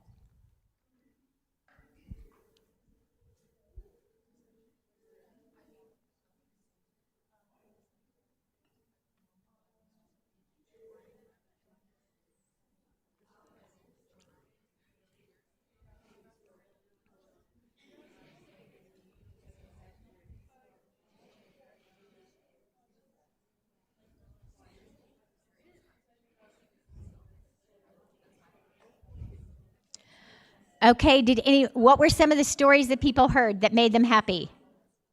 Stories that made people happy. Any? Yes. This morning I was late coming in because my cat was snuggling me Your cat was snuggling you so hard that you couldn't leave. Awesome. Another story that made you happy. Any other stories? Yes. Mine was not today, it was just recent, but I was just like outside my backyard in my hammock hanging out. It was one of those like we've heard of the past speaker where you're just sitting there without any stimulus, just relaxing. But two deers came out from my backyard and like came and hung out, and it felt very like Disney princess. Oh, So I was like, wow. two deer coming out. Ah. Walking in, do you feel like you heard Snow White singing? Yeah. All right. So the amazing thing about telling our stories, as we reflect on stories of our own experiences, it brings us back to places of happiness. And guess what it does for the listener? It does the same thing. So I don't know if you noticed this in the room, but as people were telling their stories, that energy of happiness raised in the room because we were telling one another stories that made us happy, and it also made our listeners happy. So remember, that's something you can do anytime, any day. Now, we got a really late start, so I won't have time to talk about the rewirement of healthy practices, but that's, of course, something we're very familiar with. Sleep studies, this is so critical that you understand having good sleep is restorative. And even if you lose sleep, even one good night's sleep the next night is going to help restore your levels of well-being. Testing improved after a night's sleep as opposed to prep and testing during the day, and researchers advocate napping for a cognitive boost, so keep that in mind. Better wanting, remember we were talking about miswanting. A way of paying attention to that is using our strengths. So think about our strengths. Think about the strengths that you use to engage in the world and the way you exercise your leadership, the way you uniquely are engaged in the world. Remember to use your strengths. The more you use your strengths, the higher our well-being will be impacted. And then more social connection, practicing meditation, engaging in acts of kindness. And I'll just end with this. This rabbit effect is based on a book called Live Longer and Happier with the Groundbreaking Science of Kindness. Dr. Kelly Harding is a physician at the Presbyterian Hospital in New York City, and they did this research on rabbits where all of them were meant to be sick. And this small cohort of bunnies were flourishing, and they didn't know why. So they dug deeply and began to ask questions about, well, what made the difference in this group, in this smaller cohort of bunnies? And guess what they discovered? They discovered that the caretaker of those particular bunnies held them, spoke to them kindly, embraced them, encouraged them. The kindness of that caretaker was the only difference that made them flourish in their health. Otherwise, they shouldn't have been healthy. It's something for us to remember. Those acts of kindness that we call random aren't really. They're very powerful ways that we can interact with the world. Research has even shown kind, thoughtful actions, opening the door, saying hello to a stranger, has an impact in our well-being. So keep that in mind, and the well-being of that stranger as well. So, is it ever too late to be happy? No, never. And here's a couple of quotes that I'll end on from The Good Life. Your ways of being in the world are not set in stone, more like sand that takes effort, but change can happen. Nothing that has happened in your life can keep you from connecting with others, from thriving or being happy. Meaningful change is always possible. Thank you.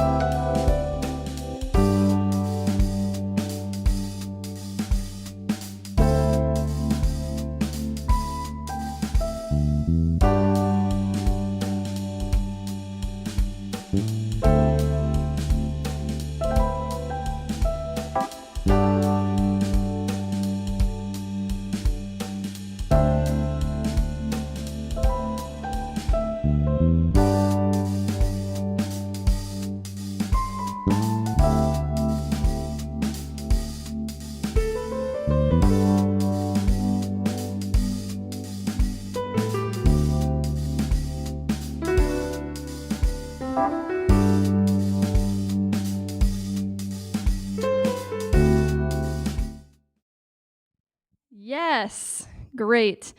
Hello, welcome to the creative collaboration session. I would love for these folks over here, folks, to move over there. I'm looking at you, yeah. Thank you. I will turn the lo-fi back on in a little bit. I can't believe I was late, almost late to this session. Oh my God. I've had an hour to prepare, and I still was almost late. Woo, how's it going? Good? You guys feeling leadershipy? Yeah? Oh, do you need something? I stole all the pens. Sorry. All right. I'm gonna just give it like 1 or 2 more minutes in case we have any stragglers, and then we'll get started.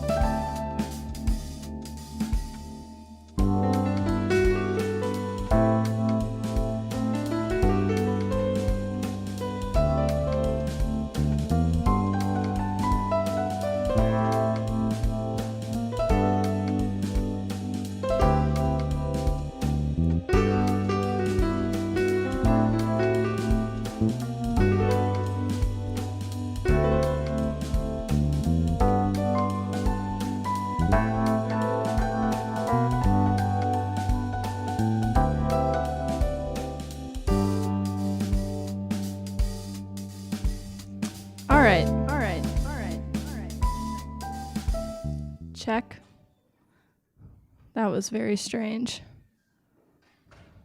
All right. Check, check, check. That was so weird. All right. Hi, everyone. Thanks so much for coming to my session. My name is Libby Aiken.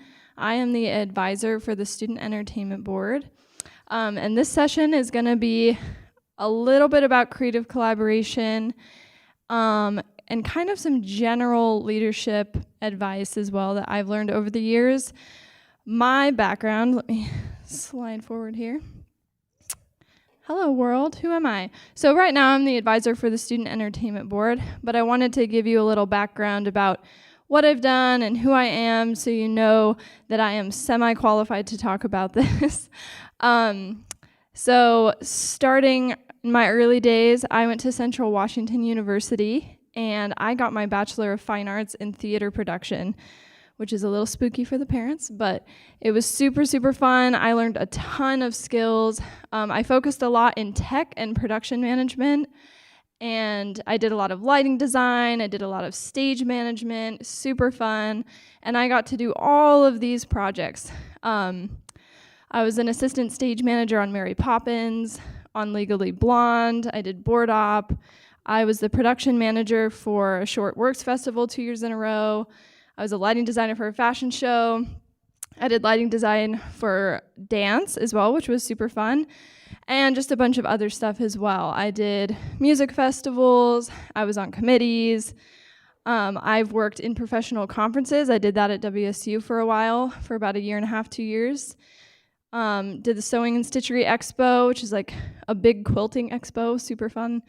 I'm one of the lead planners for Haunted Palouse. I know a lot of you don't know what that is, but it's a huge haunted house event out in Palouse, Washington that's been running for like 20 years, except for this year. Don't ask me about it. We'll do it next year. And then I've done open mics, and all this to say is that I have a really broad range of experience when it comes to collaborating with creative teams. I've worked on teams of all different types, teams that I've built, teams that were given to me, teams of students, teams of mixed faculty and students, or staff, or community members, people I didn't choose, people I did. So I'm hoping that today I could get to share some of my experience with all of you and some of the things that I wish I knew when I was just starting out and kind of in your shoes. And one production I want to refer back to a few times, or I probably will refer back to, is the Rocky Horror Picture Show. And the reason why is because that is a project that I directed and produced and did lighting design and a bunch of other stuff for when I was in college. And it's a project that I started completely by myself, that I built the team for, and then it was completely student run.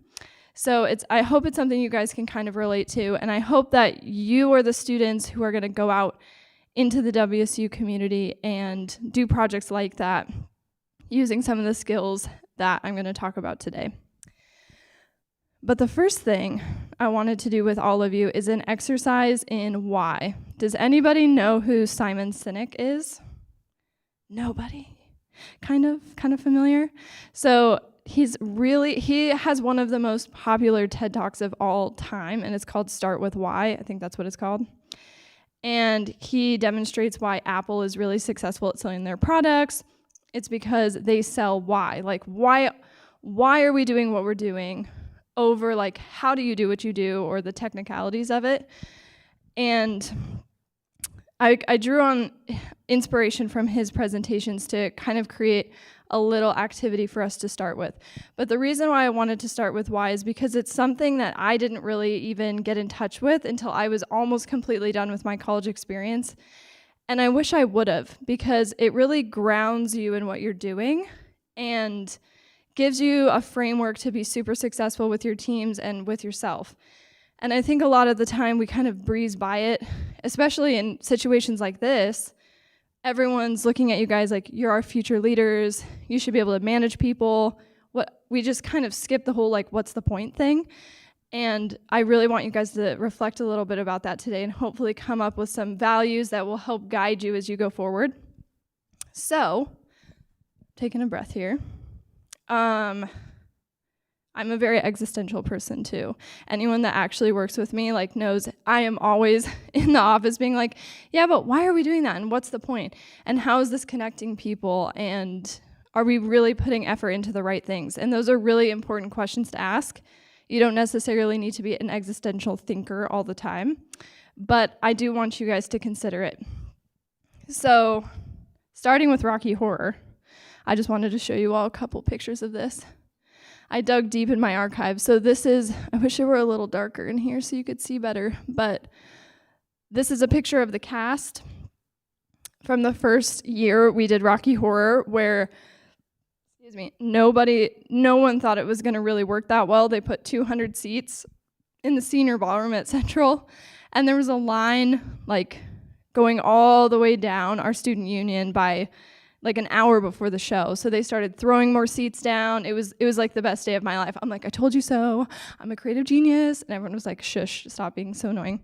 I'm like, okay, you're right, fair. But it was so much fun to do. I wanted to share these pictures with you guys because we did this project with nothing. We had no money. We had a little bit of support. People really got on the bandwagon after we did it the first year and it was so successful. But this is hilarious. We convinced like almost 1,000 students to put newspapers on their heads during the production.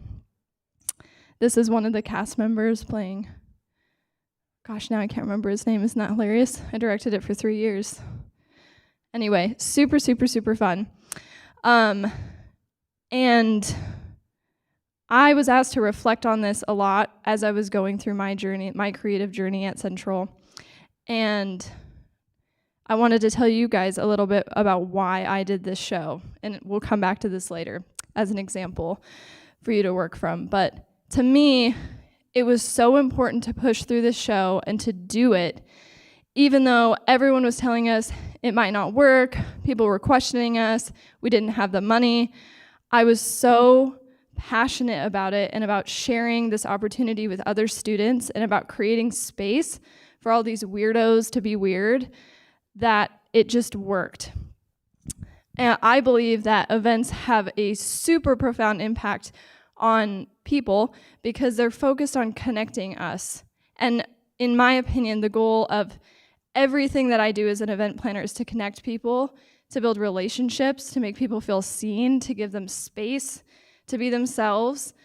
All of those things, super, super important. That's what was driving me to do this project. But I didn't know that until my senior year, when I was asked to talk about that in my final jury. So when you're a creative student, it's common for you to do juries. Basically, you stand up in front of everyone and you're like, this is why you should let me graduate. It's very nerve-wracking. And my mentor, I was like, I don't know what to talk about. I've done it all. I've got all this stuff to show you, but I don't really care. And she was like, you should really be able to articulate why. Why are you doing this? And that really got me thinking. And then I gave a great presentation about why, and it almost made everyone cry and almost made myself cry. And I just really have found a lot of value in kind of solidifying my own values of creative work and events and entertainment and all of that stuff. So it's a lot of blabbing. So we're going to get into your guys' why in a little bit. Actually, we're going to get into it right now. Let me turn this page here. So let's start with why. So, actually, let me see here. I found this really funny graphic on Instagram and I wanted to share it with you because as I was preparing this presentation, I'm a very creative thinker and this is how it felt. What you thinking about? And like just dinosaurs and ramen and rainbows and everything that's ever happened to me and everything that might happen, and getting all of that into a presentation was a little daunting. So I'm hoping we can get it into bite sizes for you all today, but I thought this was funny. This is how we're gonna feel. So I need everybody to get out a piece of paper. Who has a piece of paper? Who doesn't? Raise your hand if you have paper and a pen. No one. For shame. You're at a conference. All right, that's okay. I brought paper.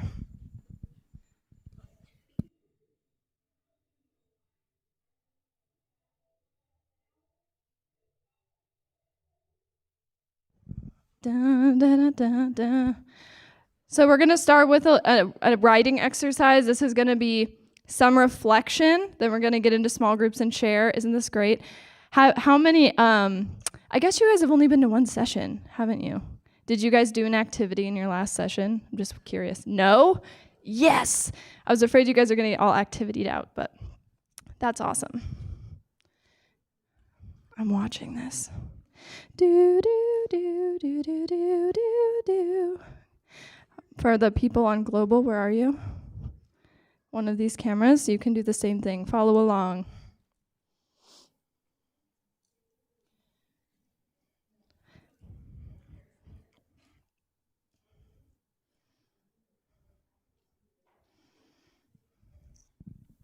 So as we go into this next exercise, I feel like it's common when I talk to student leaders for people to not have a super deep understanding yet, or at least they haven't reflected on it in a way that they can articulate.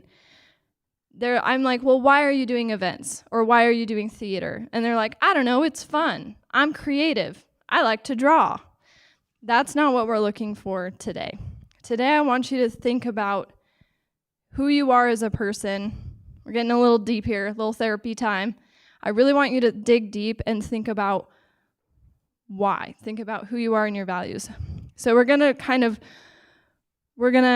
do a reverse engineer here of our values. So I want you to think of 3 people who you follow. This could be follow on social media. It could be someone in your life who you respect. I want you to think of 3 people that you follow and write those people down. 30 seconds-ish. When I did this exercise for myself, I think like Jenna Marbles was on the list. So that's an example. Does anyone know who Jenna Marbles is? Okay. We're not that far away then. I don't know anymore. She quit the internet. Huh? Oh, God. Oh, my God. That's hilarious. In my last session, I asked people if they knew when YouTube was made. Anyone know when YouTube came online? Oh, wow. You even have the exact date. Wow. Yeah, flip that hair. You deserve it. All right. Does everybody have their 3 people? No? Repeat it again, what I want you to do. Gosh, yes, okay. 3, I'm kidding you, by the way. All the sass, it's fake. I love you all. It's 3 people who you follow that you want to admire. Or you admire. We're going towards positivity here.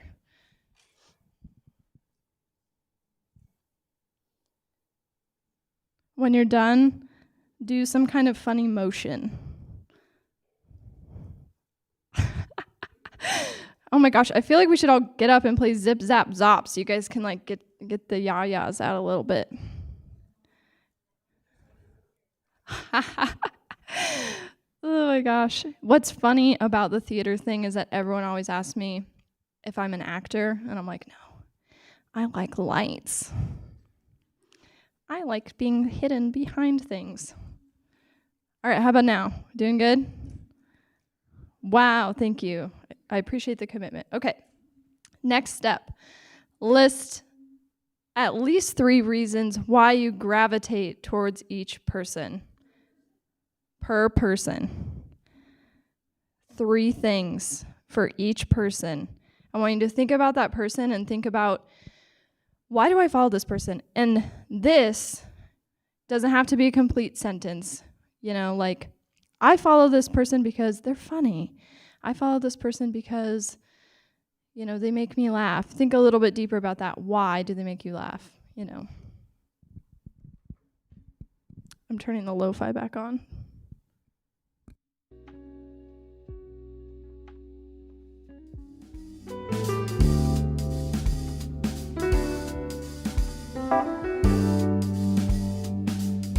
Oh, it's feeding back.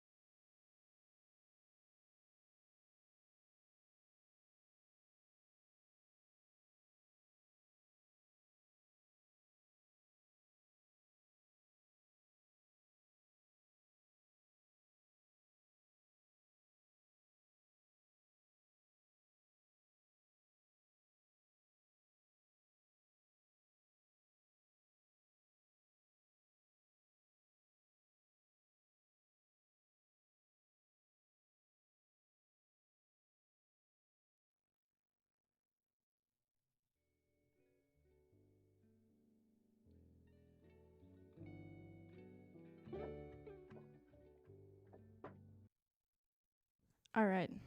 Did I spell gravitate right? I like how you guys shrug. Perfect. I was just telling Brian, he was in here, I'm like, I'm starting to get, like, I'm looking at normal English words and my eyes are like, is that English? That's kind of where I'm at today. All right, everyone have their 3 things per person. Great. Let's move on. So, using those things as sort of a reflection of things that you naturally gravitate towards that maybe speak to you, I want you to draft a statement that you will be sharing with others and me. Draft a statement about what your most important values are as a leader and why you chose those values. We're going to take a few minutes to do this. Think about it. You're at a leadership conference. What are you trying to do here today? What do you want to do in the future? Talk about your values.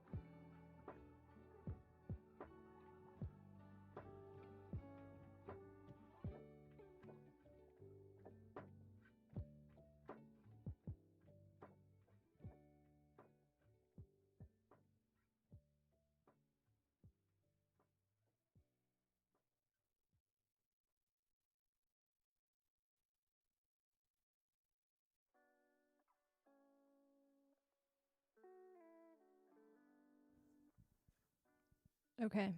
What? Go away. All right. So the last part of this exercise is I want you to just write a few notes about why you came to this conference today and what you're hoping to get out of it. I'm genuinely curious. I want to know, why did you come today? Well, just like 1 minute. Just draft some notes.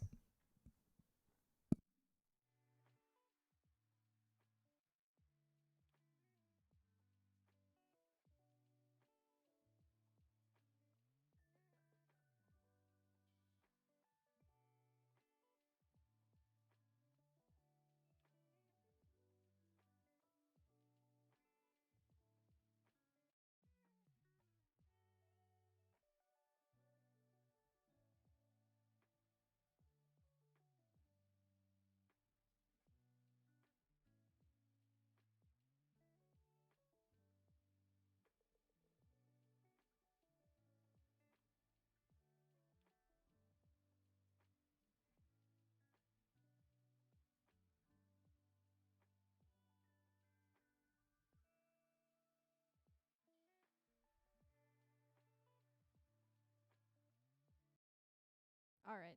I hate the abrupt end to the music. I just want to state that. I would love it to fade away, but it's doing weird things. All right. Is everybody pretty much done? All right. So now I want you to get into groups of about 3 or 4 people, and everyone is going to share with each other. And then we're going to have just a few of you share out. So the brave ones amongst you will share out in the next part. But I want you guys to take about 5 minutes, share amongst yourselves, and steal good ideas from each other. I think I put that on here. Yes, steal good ideas. And we'll see you in 5 minutes. Can't wait to hear what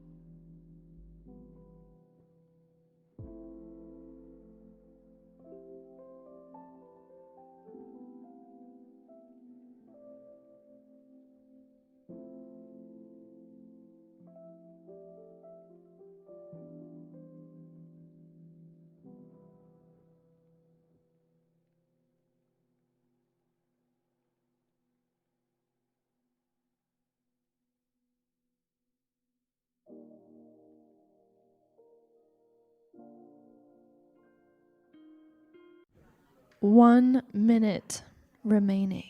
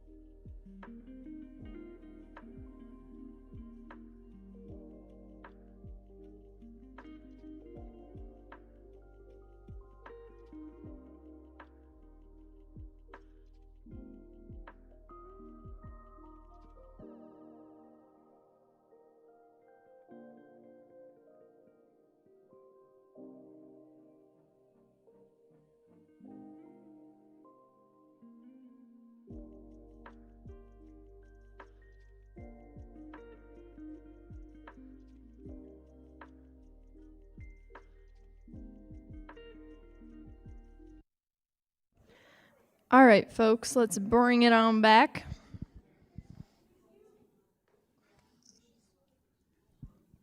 Do a little wraparound. Woohoo. I hope that was enlightening for some of you and kind of fun to share, and maybe something that is new, maybe not. I would love to hear some of the things you guys said. So let's start on this end of the room and kind of work our way over. Don't be shy. Who over here wants to? All right, here we go. What's your name? Carrie. Hi, Carrie. I guess I should give you a mic. 1 second. No, you have to, because we are streaming on Global Campus, so sorry. Also, mic technique, guys. Speak like this into the mic. People are like walking around like, you need to talk into the mic. I'm telling you now, because you'll have to do this again in your professional life, and you're going to be that person that's holding the mic in a way and that no one can hear you. Don't be this person. Be this person. Okay. Don't be this person. All right, go ahead, Carrie. All of it. Let's start with your statement, and then tell us why you came to this conference today. And now it's not on. All right. All right, great. My most powerful or my most important value as a leader would be like inclusivity and like friendship and belonging, just making sure everybody feels like they belong in the group and they all have an equal opinion, regardless of if you're the president or just this is your first time. Like if you have an opinion, you deserve the right to voice your opinion, and making sure everybody just feels like that is important, I would say. Awesome. Those are great. And I don't think this mic is working. Can you hear it? Is it? Okay. And then why'd you come today? So I actually came today because I get credit for my work. I get money for coming here. So I'm here for Sweet. the money and the iPad. And the iPad.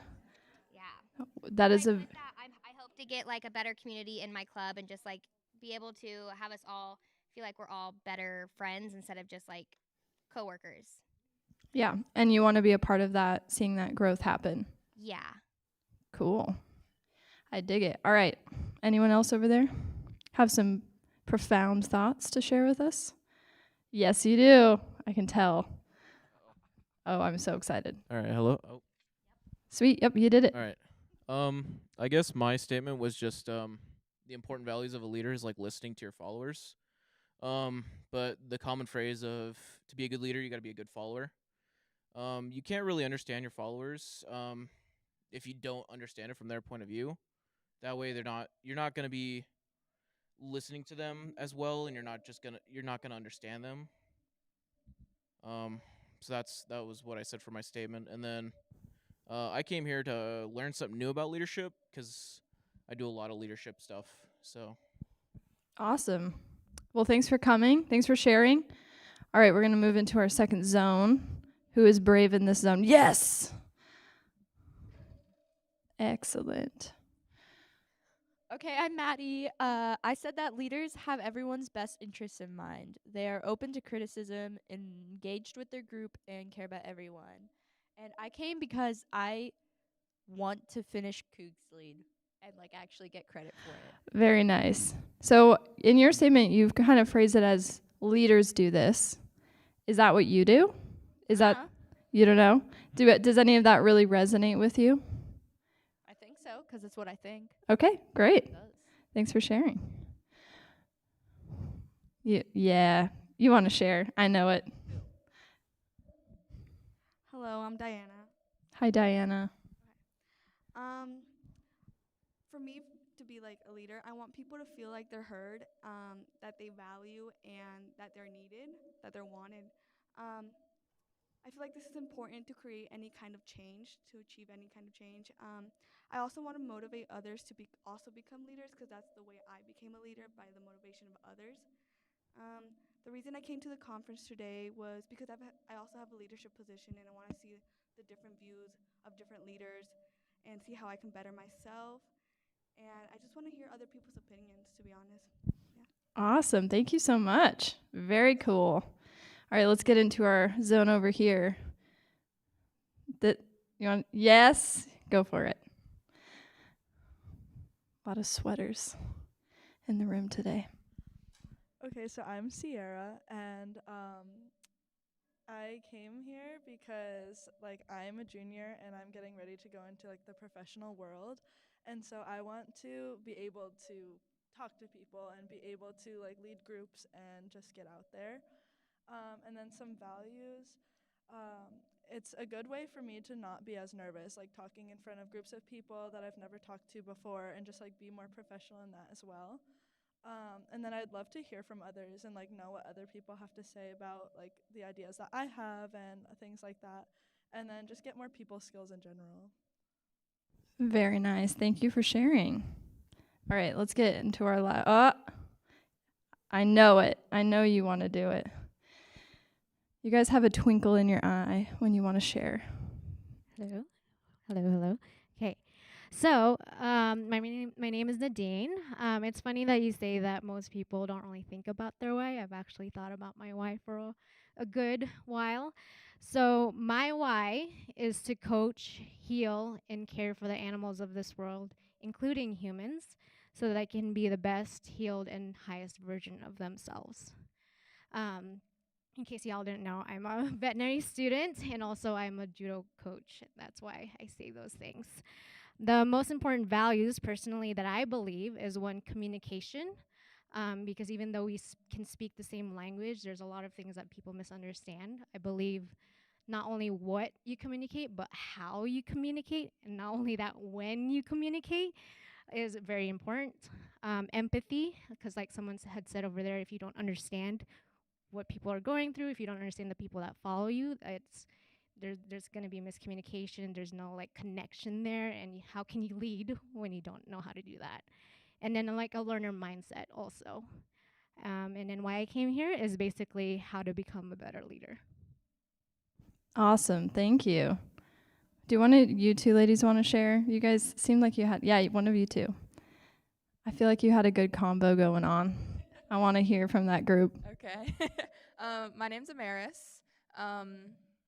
I'm here because I'm a student ambassador for Global Campus, so I am also being paid to be here. But that's a leadership position in itself, so it correlates well. It translates into this. I am a woman studying politics, so a lot of what I wrote resonates with my vision of myself in politics.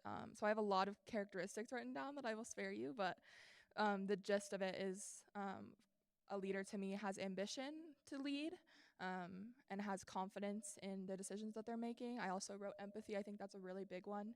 Being able to empathize with your team and meet them wherever they're at, and also bring them up to where they want to be a mentor for people, I think is super important.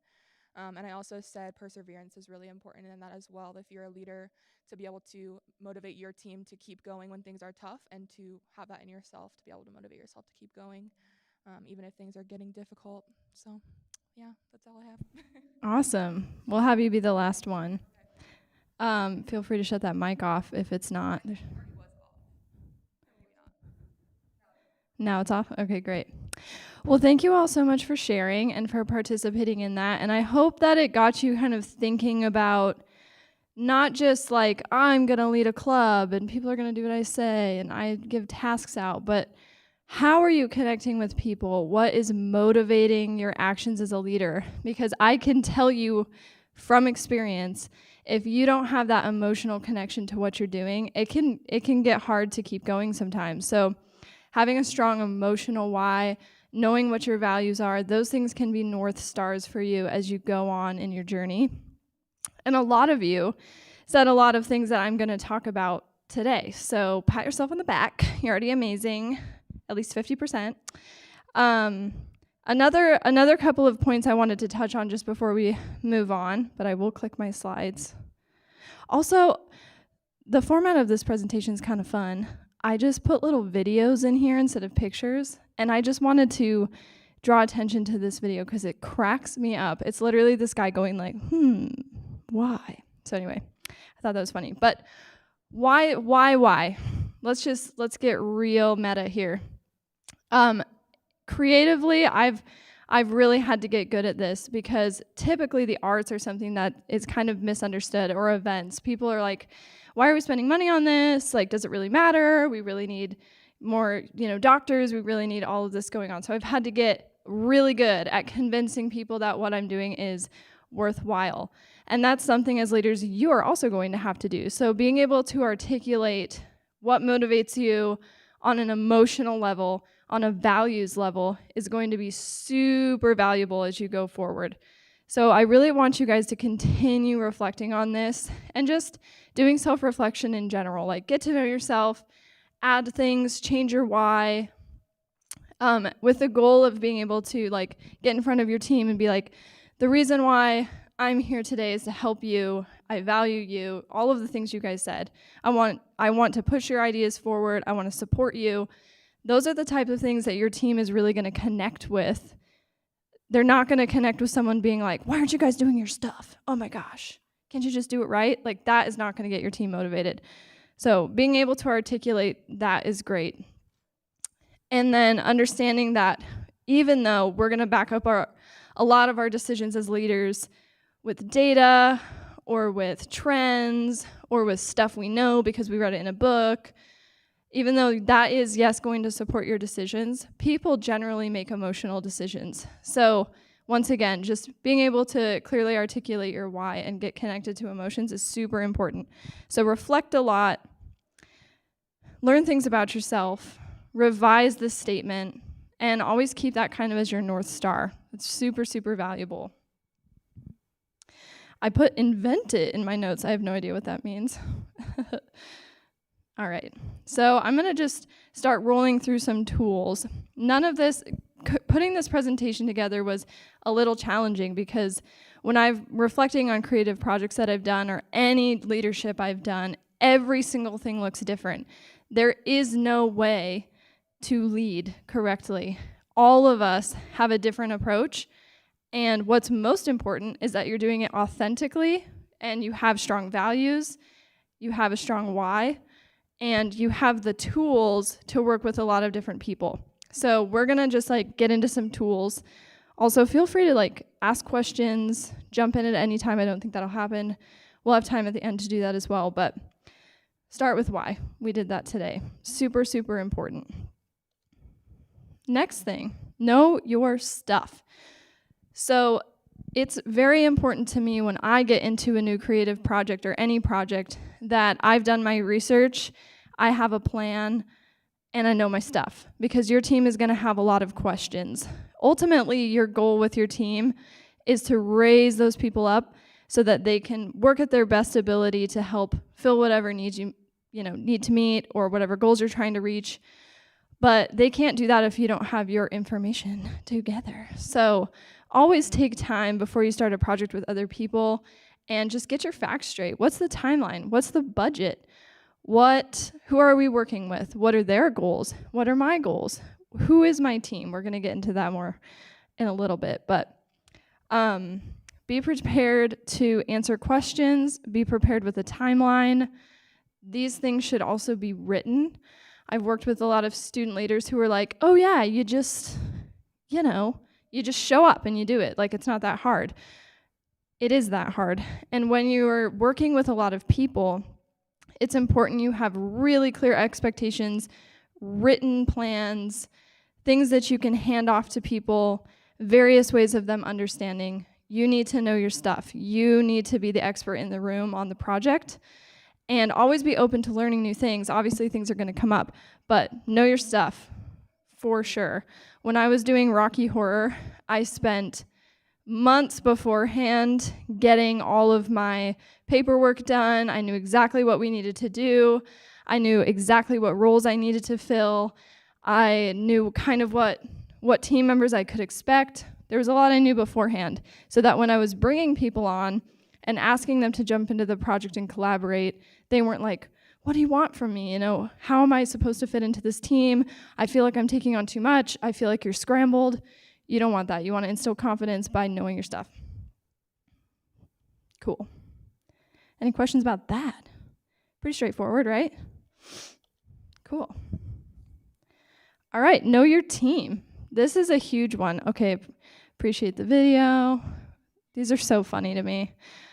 I just know, like, people went out and shot those videos and they're like, okay, now we're gonna high five.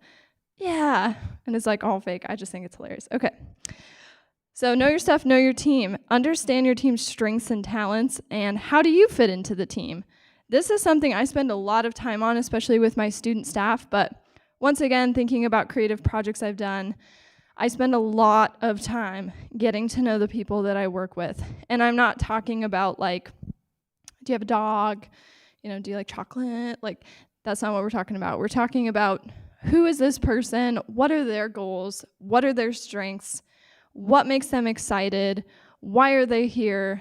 And really encouraging people to get super honest about why they're participating in the project and kind of what they're bringing to the table.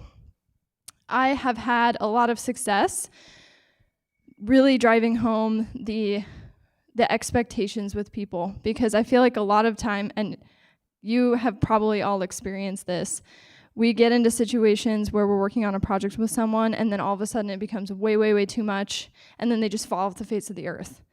That's common. That happens a lot, especially when you're talking about, like, big nebulous creative projects, or if you're starting something brand new from scratch. People just get really overwhelmed. Your job as a leader is to manage that by, 1, knowing your stuff, 2, being able to articulate the importance emotionally to these people to stay involved and engaged, but also by helping them manage themselves in a way by really getting to the root of what they want. And these meetings, like, can be early on in a process, and I've just straight up asked people, like, you know, you say you want to do this, but I also know you're a student. I know you've got a full load this semester. I know your car's tire just popped. Like, what's going on with you for real? Let's set a reasonable, like, very realistic expectation for you and this team. And I want you to work on what you're passionate about to the extent that you want to work on it. Because if you have those honest communications with your team early, and you really know where they're at, and you really know what they're passionate about, you can apply them much more effectively than someone who you're dumping expectations on and being like, why can't you do it? Like, come on, I can do it. We're not the same. Like, we're all very, very, very different people, and we manage stress differently, and we manage everything differently. So know your team really well. Take time to get to know them. Be willing to change those expectations as things go on. I've had that happen a lot as well, with team members coming into a project and saying, oh, I can do this. I feel super confident about it. And then they'll come back to me in a week or 2 weeks or even halfway through a project and be like, I'm just tapped out. I can't do anymore. It's your job as a leader to take that with grace and be like, I understand. We can figure this out. Let's problem solve. That is way more effective than you getting upset. And you can probably predict it if you know your team well enough.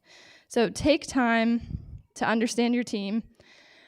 Some of the questions that I'm just going to read some off. Some of the things I start with, some of you said listening. That's definitely a huge part of being an effective leader. Just zip it and listen to your team. I ask people, tell me more. Tell me more. What's your plan for this? And tell me about your plan. Like if someone's really excited about something, let them talk about it. Let them tell you what they're capable of doing. Let them give you ideas. You're working with super powerful people who are inspired, who also have dreams and goals. That is an amazing source of power for your project. So use that. Engage people the way they want to be engaged. Ask them, what do you think would be fun or cool? What are you passionate about? What's your favorite thing to do? What's your favorite part of this process? So for me, for example, if someone came up to me and said, oh, you like doing theater, you can do kind of anything. What's your favorite thing to do? I would say lighting design. I can stay up till 3 a.m. thinking about that. Then if they put me into that role, that's going to be way more successful than if they're like, well, could you manage costumes for us or something? So know people's favorite part of the process, work with that, leverage that. And then what's your capacity right now? And what do you think your capacity is going to be? These are all great questions. And then after they tell you, then you can say, but really, what's your capacity right now? What's on your plate? Like, let's really get down to brass tacks here. And you want to approach all of those questions with the mindset of, I just want to support you the absolute best way I can. I'm not trying to get at you or out you or, make you feel like, I'm digging for something crazy. You just want to understand your team really well and apply them the best way possible. Maximize those talents. A couple of you hit on this, we'll hit on it again. Ask questions and listen. This is I probably should have put it first or last. It's one of the most important skills, and it seems so obvious, right? Like, yeah, I'll listen to my team and I care about what people think, but a lot of the time we don't realize we're going into situations with a lot of preconceived notions about how something should go. And I imagine some of you are kind of type A, or you're really go-getters, or you have stuff really organized. Maybe you don't, but, excuse me. But it's really important to reflect, again, keyword, gosh, I don't know why I'm working so much. Reflect on your own preconceived notions about how projects are supposed to go and what people are supposed to do and what people are capable of. If you can open up your mind and really listen to the people around you, that's amazing, because I've had so many great ideas. I thought, like, this is the best thing ever. I'm a genius. Wow. And then someone will come in and just blow me away with their ideas. And I'm so glad that I took a moment to just stop myself and listen to those people. Open mind. Ask questions, really good questions. And you can go back to that list that I was saying earlier. Like, if someone says, oh, I've got this really great idea. I want to have, horses, and I want to, do yoga, and I want to, whatever. They've got some really weird idea. If you're like, I don't know, I'm not sure about that internally, just go to tell me more. Tell me about your plan for that. Let's talk about it. Always try to expand that conversation instead of shutting it down and being like, I don't know if that'll work.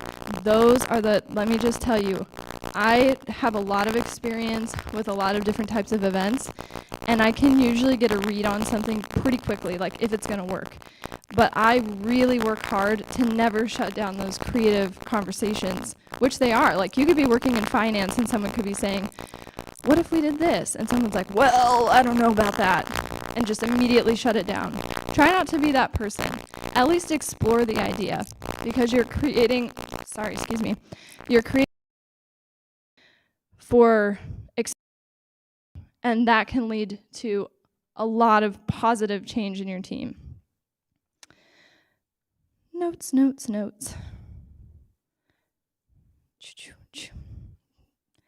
Sorry, they're a little wonky for some reason. Okay, my last note here is, who knows who John Green is? Yes, some John Green. Raise your hand really high if you know who John Green is. I'm also going to steal from him. So John Green is an author. He's a well-known author. He did The Fault in Our Stars. Who knows what The Fault in Our Stars is? Pop culture. Get your pop culture references together. Anyway, he also has a YouTube channel, back to YouTube, with his brother. It's called Vlog Brothers. It's great. They're very smart and funny. But he did this fantastic video not long ago about his early life and his early work, and something that someone said to him that really, really resonated. And it goes along with this ask questions and listen. And it's don't just do something, stand there. Don't just do something, stand there. So interesting to phrase it like that. But sometimes the hardest thing to do is nothing. And sometimes that's the best thing you can do as a leader, is just let people have their moment and the space to process and think and procrastinate and come back to you. And you holding that space for them is incredibly powerful. And it's definitely a difficult skill to learn, because a lot of the time we're up against deadlines or expectations, and we want the answer and we want people to perform. And it's really hard to just be quiet and let people process and let them, fill that gap for you. But I challenge you to do that, and I challenge you to do that in your personal life as well. Just be there for people. Just stand there. Let them grow into that space, because you'll be amazed. We're getting to the end here. Wow, this went by so fast. This one also these all seem pretty obvious, but they're very powerful if you do them intentionally. Take responsibility for what's going on. One of the things I have always strived to do as a leader, especially in creative spaces, is let my team know you're safe. If you need a problem solved, if you need me to talk to somebody, if you need to vent, if something's going wrong, you can always come and talk to me. I will always be calm. I will always help you find a solution. We'll work together. I'll help you work through challenging situations. And because people feel safe in that situation, they feel safe to go be their best self. You don't ever want your team being conservative because they're afraid of how you might react. Get control of your reactions, take responsibility for your emotions and for the project, and be there for your team. Obviously, there's a lot of nuance there. Things happen sometimes, whatever. We could what if all day about projects, but take responsibility for your team and for the project. If something was going wrong with Rocky Horror, or a door wasn't open, or someone had to leave, I did my very, very best to never be upset with that person. Things happen, life is life, people are people. It's your job as a leader to fill that void. That's what makes being a leader hard, is that you have big shoes to fill. But taking responsibility, encouraging people to talk to you, controlling your reactions, those are all super powerful things. Your team will start to feel super safe with you, and that's when magic can start to happen, because they're not limiting themselves based on your approval or other people's approval. Feedback. This is a cool tool I learned going through all of my design classes. I think in college you get pretty good at giving feedback. You have to do it a lot. You have to write a lot of papers and stuff. So you guys get really good at that. I was actually reading one of my old papers when I was preparing for this, and I'm like, oh man, I used to be such a good writer. What happened? Now I've got feedback on a slide with a heart. LOL. Feedback is a huge part of the creative process, and I could probably do a whole presentation on this. It's also just a huge part of any team. I'm talking kind of about creativity, but you can apply this to anything. Any team can be creative. Creative teams are the ones I normally work with. And people are shooting off dozens of ideas at you all the time. Someone wants it red. Someone wants it spiky and blue. They don't like that. Now the lighting designer's involved. So now you've got like a group of 10 people yelling at you. Everybody has a different vision. So being able to steer all of that and give great feedback is important. And this kind of goes back to the why, being able to communicate the vision and the goal in a way that people can resonate with. And then knowing when it's appropriate to give feedback and when it's not appropriate. And one of the things my lighting professor taught me, her name is Tina Berrigan, she's fabulous, was to ask for consent before you give feedback. And that sounds a little strange until you start to do it. And I dare you to just like try this for a week in your life before you just shoot off a reply to somebody or say, "Ooh, I don't like that outfit," or "Ooh, I don't like how you're doing that." Say, "Hey, would you like some feedback about that right now? Or is this like not a good time?" Because sometimes you're interrupting someone's thought process or you're interrupting them trying something new, and they don't need you to step in and say, "I don't really like that. I don't like gray," or "I don't like blue," or "I wouldn't do it like that." You're interrupting that whole creative process or them working through a problem. So try it in every context you can. It's magical. And sometimes people are like, "Yeah, I do want feedback. What do you think?" And then they're primed for that feedback. And sometimes they're like, "Actually, no, I'm working on this polka dot and it's not done yet. I want you to talk about it." And then you can be like, "Great, now I'm not interrupting your process." So ask for consent in that context. Notes again. All right, last one. Oh God, we have 4 minutes. Crazy. Show up first and leave last. This is also one with nuance. I want to be clear that I am a huge fan of work-life balance. And that's probably another whole session is work-life balance. I hope all of you develop great work-life balance skills and boundaries, and you enforce those boundaries very well. Work on that, that's a great skill. But something I have always tried to do as a leader is show my team that I'm there for them by being there early, helping them as much as I can, and then being the last one to leave. Or if I'm not the last one to leave, I'm checking in with every person and being like, "Do you have everything you need? Do you need me to stay? What's going on with you right now?" You know, you're following up with everybody. So show up first. Literally show up for your team. It's one of the most powerful things I've seen student leaders do as well. I've gotten the opportunity to work with some great people over the last year. Two of the most powerful things they do is listen and show up. If you can do those two things, you're golden. The rest is gravy. And leadership content is everywhere. You can binge YouTube for hours, you can read books, you can learn this stuff, and one day you'll be up here talking to students about it. But listen and show up. Those are the two big things. And I think I'm gonna skip, well, I can talk really fast. I don't know. If I were to start today, I guess I kind of touched on this already.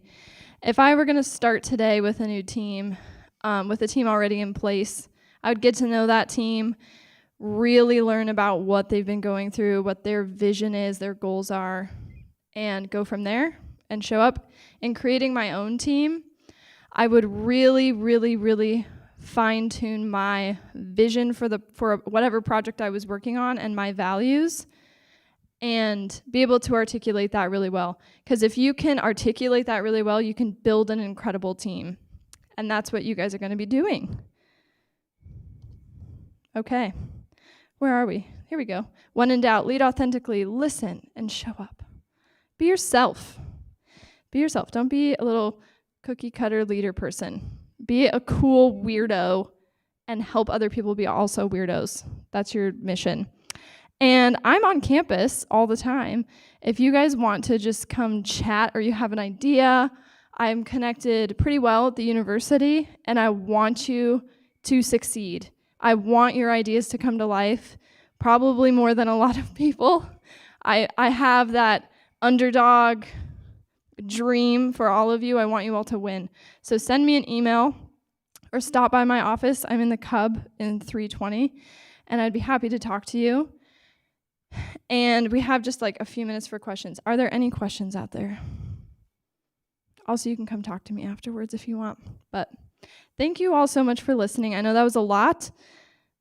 I believe in all of you so much, and And I hope that this session helped you kind of get a new perspective on what it means to be a leader. Thank you, guys. And you are free to go whenever you want.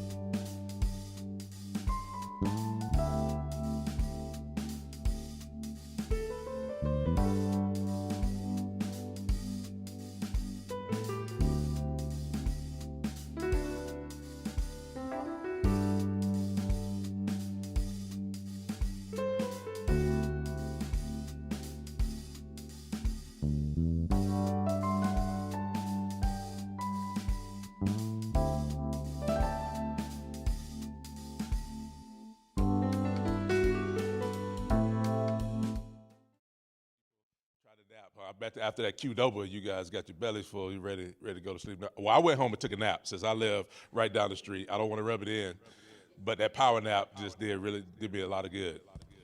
Am I getting some reverb here? Am I getting some echo? Yes, I am getting that. Can we get rid of that echo?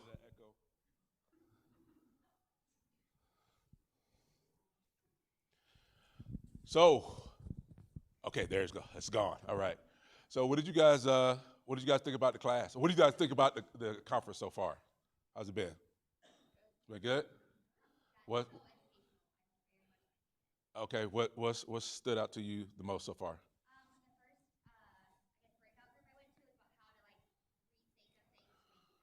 Right.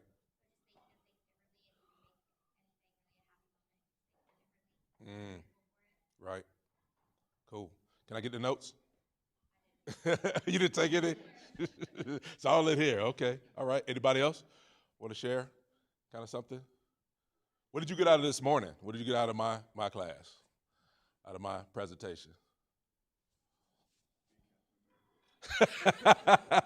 Everybody wants to be Captain America. Captain America has a double meaning. You can't do this and you can do it. So, all right. Was that? Yeah. Yes. So I kind of took it as sometimes when you're thinking about what your character is, you need to look at it from your lens, but then you also need to step back and think about it from the lens of what other people see as your character. Because sometimes there can be differences or just different ways of seeing how you see yourself. So it's not about being more difficult with yourself, but it's understanding that there's two different ways. I love that. I love that. I don't know if you guys heard what she said, but actually, that's what our kind of breakout session is going to be a little bit about, is kind of how other people see us and our characters and things like that. We can have a lens about how we see ourselves, but there's Echo again, man. Get to deal with that. But yeah, but when real change, I think, takes place is when you get to find out, like, how do other people see? How do they experience me? You know, those are things I'd like to know. Just keep going. All right. Yes.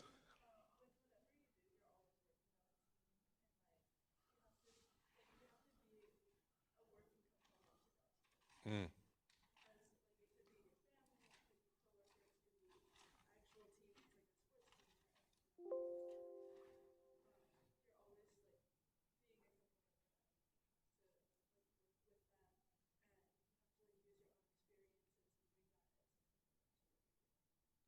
Excellent. I like that. Yeah, we're all, integrated in this world, and whether we know it or not, or like it or not, we're part of some type of team. And so, whether it's your family or whether it's your coworkers or your classmates in this room, we're gonna have a little team thing in this room. Like all you guys are in here together, so we can learn from each other and just the ideas that you guys have. Yes, ma'am.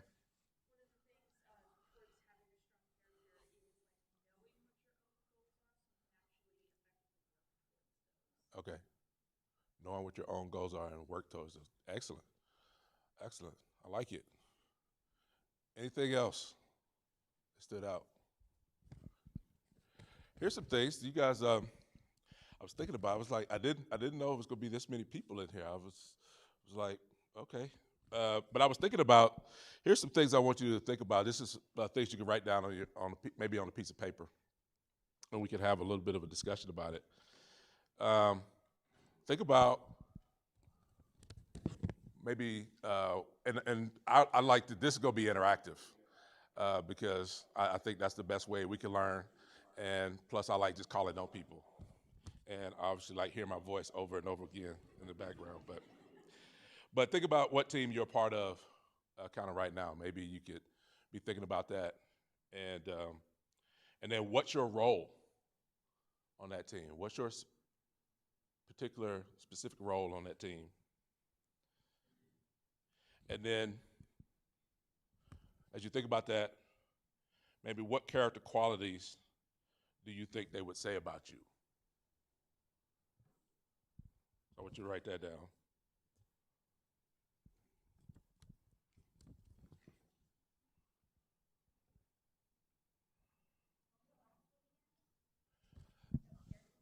Yeah, what character qualities do you think the people on your team, whatever team you're thinking about, right?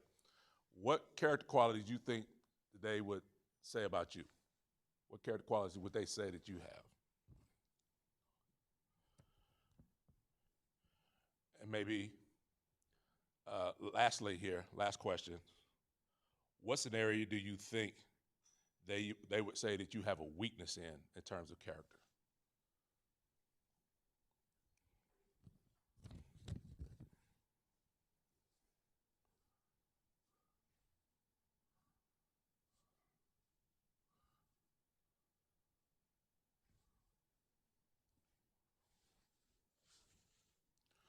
So before we get into that, I wanted to just ask you, which of these, and these are just, again, these were experiential things for me with all the teams that I've been on.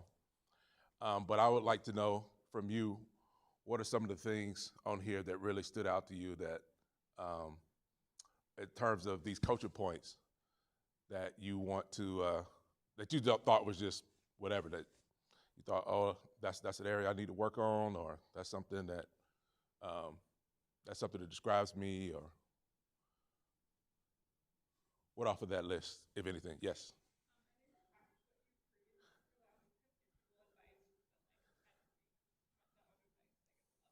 Mm.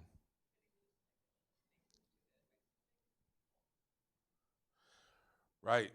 Yeah, we're real good at giving advice, and real bad at following through on it. So I could understand that one. Anybody else?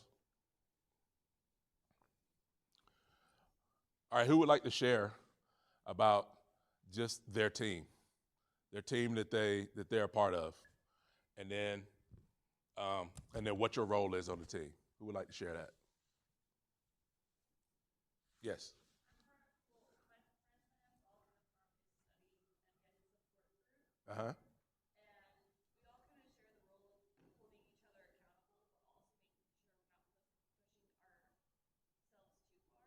Okay.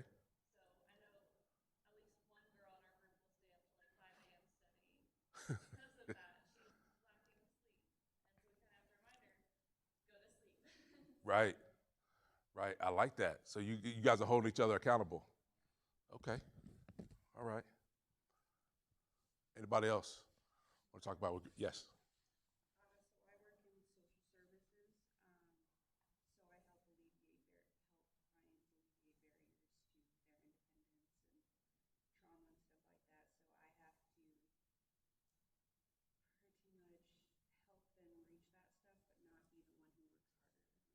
Mm.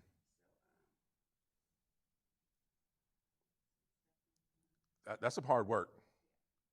That's some hard. Hopefully, you have some other ways that you could get self care with that, because I know just working with people who are in trauma a lot. Yeah. So part of my role with the NFL Legends community is that I reach out to former players and make sure they get resources and benefits. And so, from time to time, I run into guys that are in really bad situations. Some guys have been homeless. Some guys needed a job. Some guys were dealing with substance abuse. Some people ostracized from their family, and so we have to a lot of us got training in like suicide prevention and other things, just de-escalation. And so, that work that's heavy. That's heavy. But I'm glad you're in that space. Anybody else want to share? Yes, sir.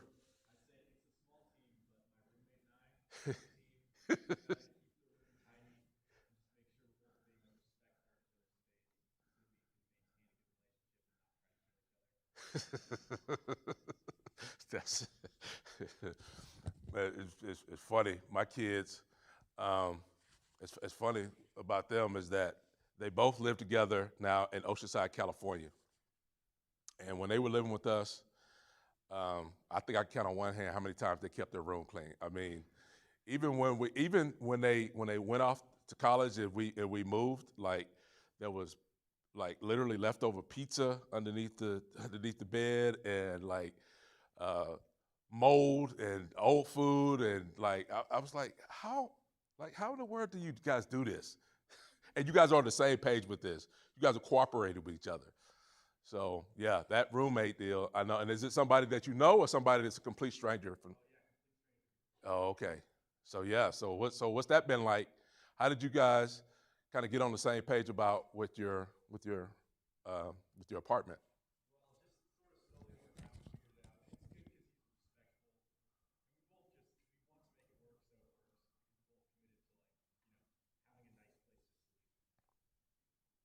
Yes. Yes, that always, yeah, we don't want it stinky, we want to have people over here. We don't want them running away. Yeah, I hear you. I would want to be in a room. I wouldn't want to have a roommate that's a real messy person. I had that in college, and that didn't go well. Anybody else? Yes. I'm part of the library reference team on campus. Okay. I work as a reference assistant.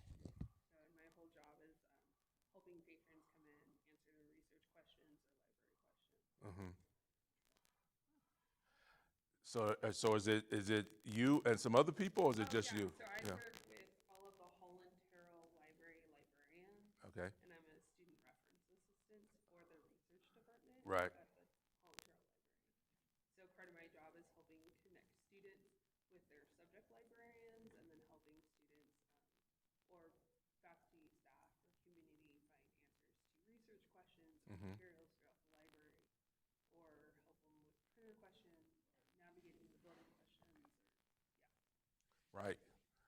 And so how do you guys communicate? How do you guys find that working together and with as a teammate?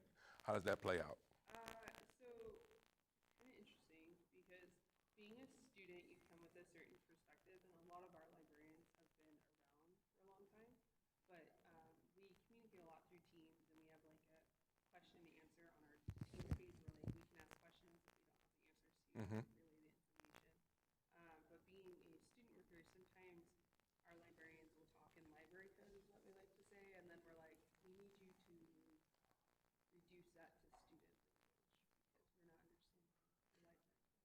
Okay. Yeah, so there's learning different communication strategies within our own team, and then how do we make sure that when we're talking to people who come into the library that we're not using that library code versus everyday language. Right. Communication. That's, to me, is one of the number one barriers I think that could throw people off in terms of being on the team, is not speaking the same language. I mean, I'm not just talking about the same audible language. I'm just talking about being on the same page with, like, talking about things in the library or whatever, you on a sports team, and you talking about, you just saying the same lingo and on the same page. There could be a lot of miscommunication with that, and so being able to be in a place where you speak the same language, yeah, that is huge. How about this? Who wants to share what character qualities do you think your teammates would say about you? Yes. You got is the person next to you. Is that one of your coworkers? Oh, he's not. He doesn't count. Okay. You think you're funny, huh? Okay. All right. That's a great quality to have.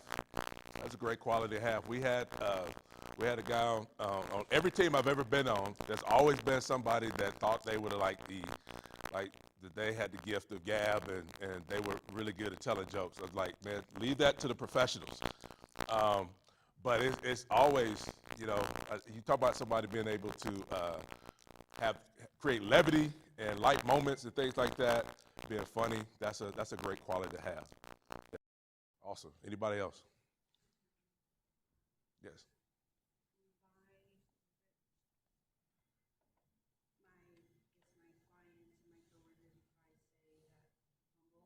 Mm.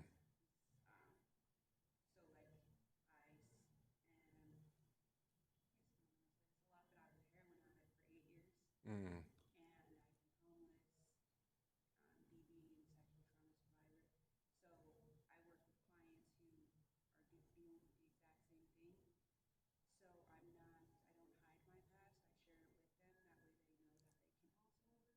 Right.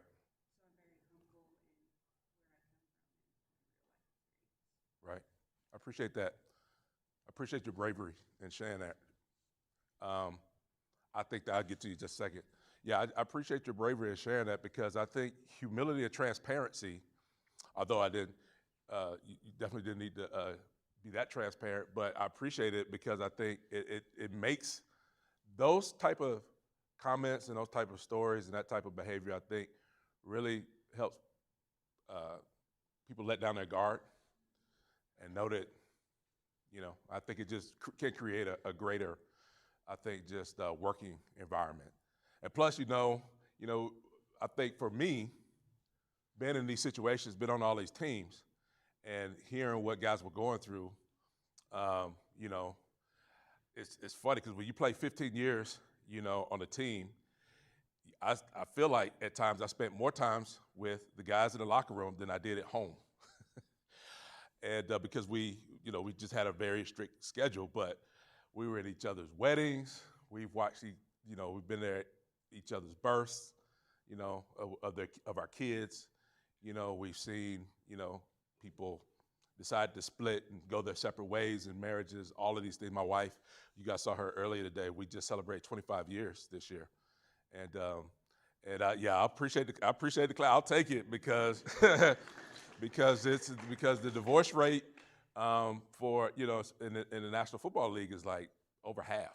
I think it's probably greater than the national population. But anyway, I think when I think about that transparency and trying to be in somebody else's shoes and understand where they're coming from, I think it gives you just a better platform and ability to be able to help somebody, and to feel close to them. So I appreciate that. Thank you. Yes, ma'am. I'm an oldest sibling and a senior here at school. Okay. I would hope that my team members think of me as somebody who's still willing to learn. Mm. Even though a lot of times I do have a lot of experience or just a lot of knowledge in topics of conversation. Mm-hmm. I know the sort of person I feel like who gives off the impression of having knowledge, I've been told. So I just hope that they know that I'm always willing to That's huge. Never stop learning. Never stop learning, never stop growing. I think I told the story earlier today about Dr. Edward Schweitzer, and just the fact that being around this man who's great accomplishment, and he's giving back to the community, he's giving back to the college, and he's just making has made breakthroughs, in his field, his area of expertise, and just for him to just be asking me a lot of questions about my life and what I'm learning and things I've done. I'm considerably younger than him, and so I just felt like, wow, that's a really great attitude to have, to be humble and ask a lot of questions. That's the best way to learn. What about anybody want to share what somebody may think you have that's a weakness? A lot of people throw their hands up. Okay, on this side. Nobody over here feel like they have any weaknesses. Everybody, okay, all right. Okay, right here. I wrote down I have a lot of different teams I thought of, but my campaign consultant internship is my biggest team right now. I'm an intern for them, and they don't hate me. I have very good positive feedback from them, but I think the negative thing they would say is that I am busy and ambitious, and I dedicate my time to like a lot of different things. And I think they would like it if I could kind of hammer down and like give my all to one. But I like put myself in a bunch of different positions, so I have to kind of allot my time to different priorities. Okay. But ideally, like especially in a campaign, there's so many different aspects, and they would like probably to have more of my time and more of my dedication than I can give right now as a student Mm-hmm. and all of that stuff. Mm-hmm. So are you running for something, or are you helping the campaign for somebody else? I'm a consultant for like congresswomen, Okay. mayors, all that type of stuff. Okay, gotcha. I help them with their campaigns. My goal is to run my own campaign one day, but Really? that's what I'm doing right now. Yeah. I My like goal it. is congresswoman for sure. I like it. I like it. Well, I wish my mom was here. My mom actually, when we moved back here in last year, my mom and my sister moved out here. My sister is just about finished with her PhD. She's working at the middle school.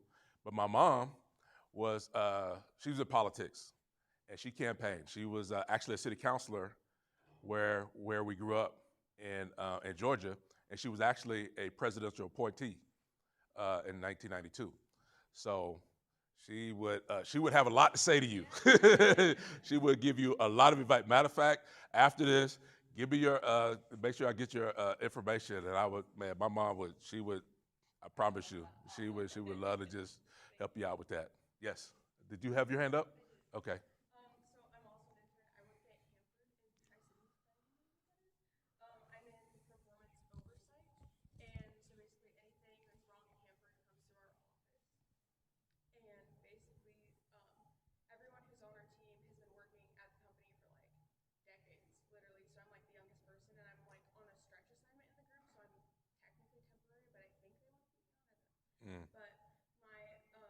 But I would say my weakness is like being over analytical or like kind of overstepping a little bit because like I am just an intern, I am new to the field, and like I'm a little over analytical. So they've given me a lot of like procedures to read and things, and I'm like, okay, well this is wrong. And Right. trying to help them fix it. Right. Because a fresh set of eyes is beneficial, but also like, is that really my place? Maybe not. Gotcha. Okay, but you're the one that have to find things out, have to find problems. You got to problem solve. Okay, I can understand that. Yes, right. I know you had your hand up, and then we'll get the back row over here. Yeah, so I'd say the weakness of character that I have on my team is I have a fairly large knowledge base for research, and I love to share that, but sometimes that's not what people need to hear. Mm. So it's working on not saying too much. Pull it back. Right. Okay. Well, that's good that you recognize that about yourself. Yes. Back row. Distracted? Right. What year what is this? What year is this for you? Your second year? Sophomore year? Okay. All right. That's pretty common. Pretty common first couple years of college. Where you from? The West. Oh, yeah. Okay. All right. Yeah, that's pretty common. You know, when you get to college, like I was saying, my sons are finding this today. You know, it's like getting overwhelmed, right? It's a lot of stuff coming at you. You have to be responsible. You have to have a roommate that keeps the room clean. You know, you got to get to class on time. Parents are not waking you up, and all of these things. Yeah, that's a big deal. Okay, distraction. Well, I think all you guys back there. Yeah, just the whole row. Yeah. Yeah.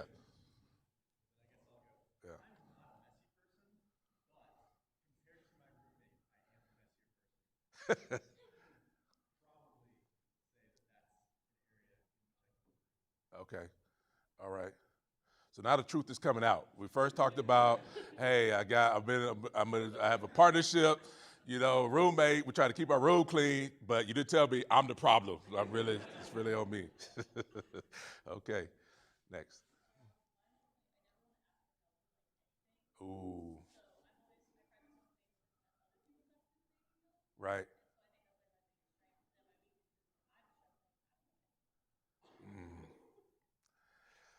Ooh, that strikes close to home. Okay, all right, yeah. This person doesn't want to ask for help, but help other people. I get it. I get it. Yes, sir.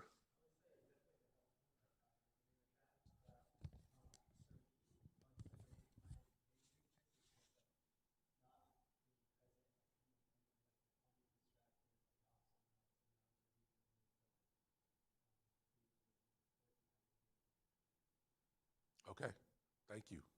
Thank you for that. Great.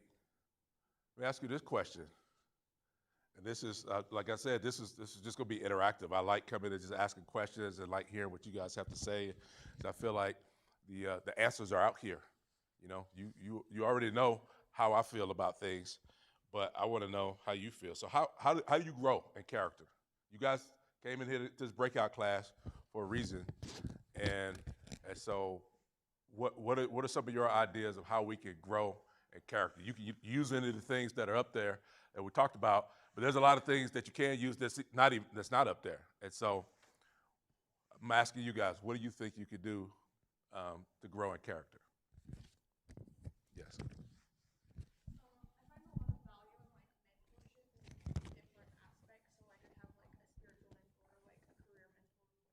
Right.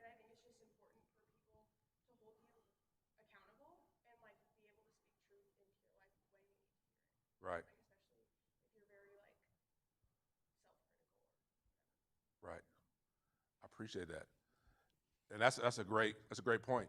Like everybody should have a mentor, right? Somebody that they can go to that can give them advice, give them input, another pair of eyes.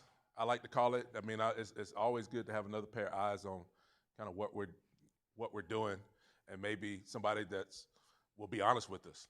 You know, I'd say, you know, I probably have at least 3 to 5 people in my, you know, guys that I go to in my life that I will bounce ideas off of. Say, hey, what do you think about this? I'm thinking about doing this. What do you think?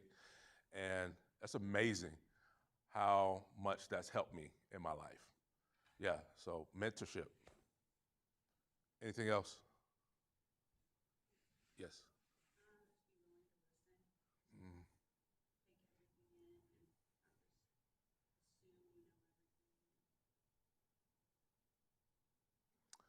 That's I did this one time with my kids. She said just be willing to listen to anybody that didn't hear her. I did this one time with my kids. I was just like, hey, I want to know how to be a better dad, right? I really want to know. And when if any other parents in here, any parents? I'm the only parent. Oh, okay. So I'm the expert in the room. Okay, all right. I just wanted to know that. No, but when you become a parent, you wanna be the best parent you could be. And so but sometimes because you're a parent, you think, oh, I know everything and I'm gonna tell everything to my kids. But I really learned over time. Like if I really wanted to know from my kids, if I really wanted to learn, I just sat down and asked my kids, say, hey, what do you see in me? What do you think? And just not say anything. I remember one time we just sat down, I asked them that question, I just took notes. And they got finished, I was like, thank you. You guys can go do your thing, and I'm gonna go figure out how I can do this list of 100 things that you guys think I should be as a dad. in order to be a better dad to you. But just listening is my point is just listening. That's a great way to grow in your character. Yes.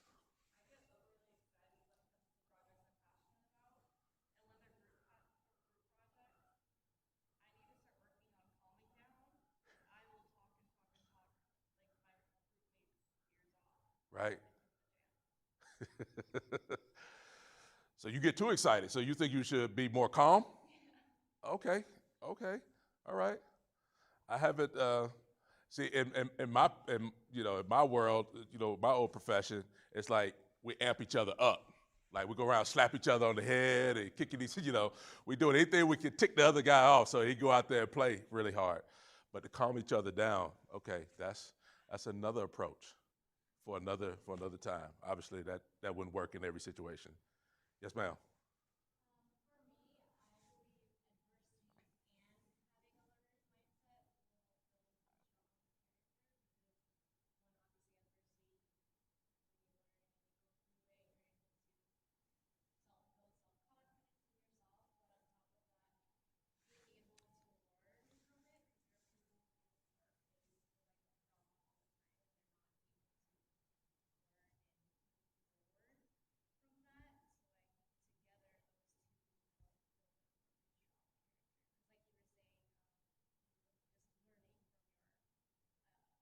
Mm-hmm.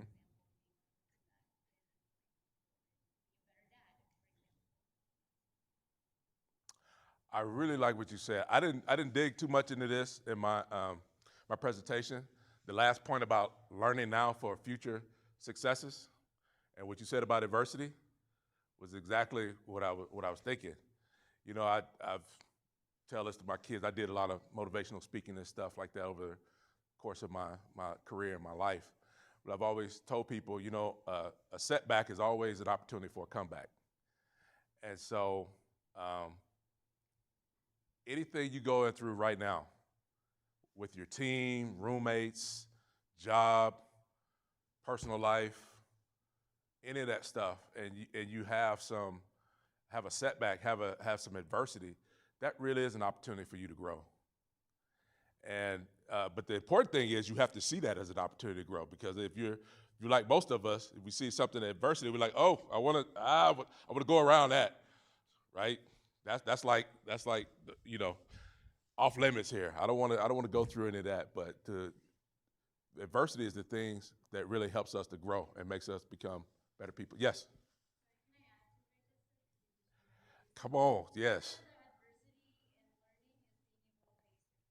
Yes. Yes. I totally agree. Yes, being able to face our fears.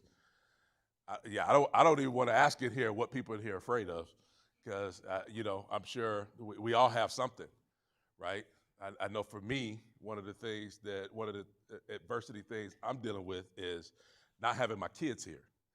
And so, having young African American, uh, good looking, smart, athletic kids living in Southern California together, and they're young men, they're 19, they're 21. I'm like, they're right at that age where they're probably doing something stupid right now. And I'm concerned about that, to a little bit. And that's one of the other things I did on my break. I made sure I connected with them. So, yes. Adversity? Yes.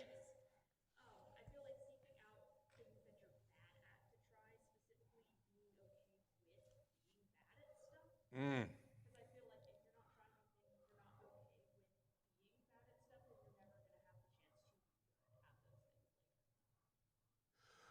Who in here likes trying things that they're not good at? Raise your hand. Okay, you're a rare breed. What is that like for you? Rank horses? Are you a rodeo? Do you ride horses or whatever? Okay, okay. But getting on them, you love that? Oh man, God bless you. I'm glad there's this. You're probably one of one right now in this room that probably likes that. How do you see that benefits you?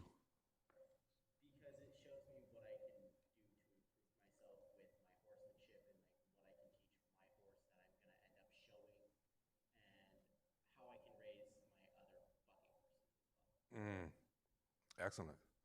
Excellent.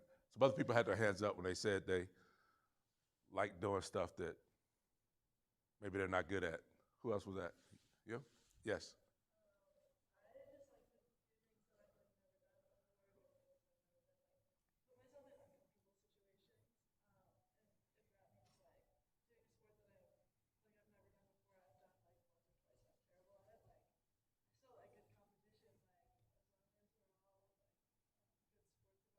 Mm-hmm.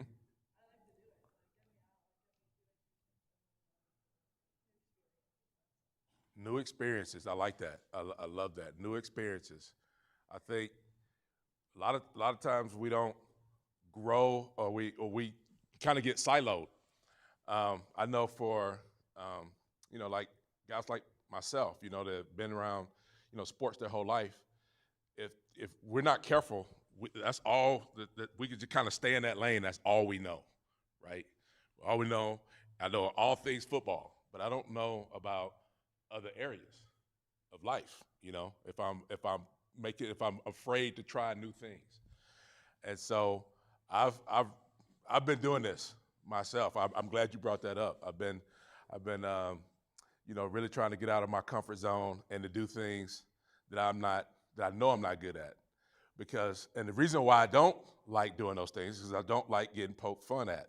I don't like getting laughed at and all these other things and especially by my kids. My kids are, ragging on me about stuff. But I'm liking, the fact that I'm learning how to cook. It takes pressure off my wife, and it brings us closer together, and it exposes me to something different. I like the fact that I'm doing this. Like I used to do a lot of motivational speaking. It's been a couple of years since the last time I've done a presentation like this. But now that I'm doing it again, I'm like, oh yeah, I really like this. I like being in with young people and helping people to grow and change and become the best versions of themselves. But the biggest thing is that just new experiences. New experiences. I appreciate that. Somebody else had their hand up. Yes. You and then you.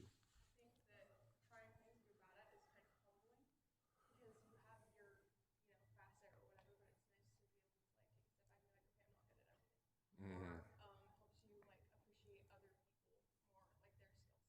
Right. Yes. Yes. I appreciate the guys down at Les Schwab Tires. I really do appreciate them because I don't know how to change a tire. I don't know how to fix a flat. There's a lot of things I don't, I just didn't grow up like a lot of my friends grew up, their parents, they hung out with their dads or whatever. I was always playing sports and stuff like that, so I never learned some of those things. But I love it when I go find other people that are experts in other fields. And that's good. Yes.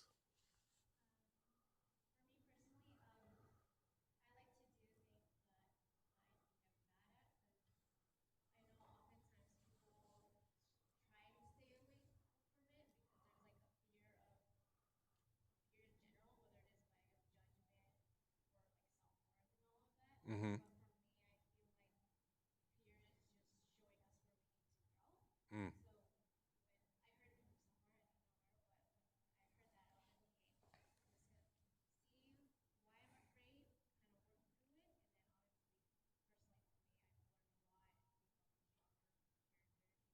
Right.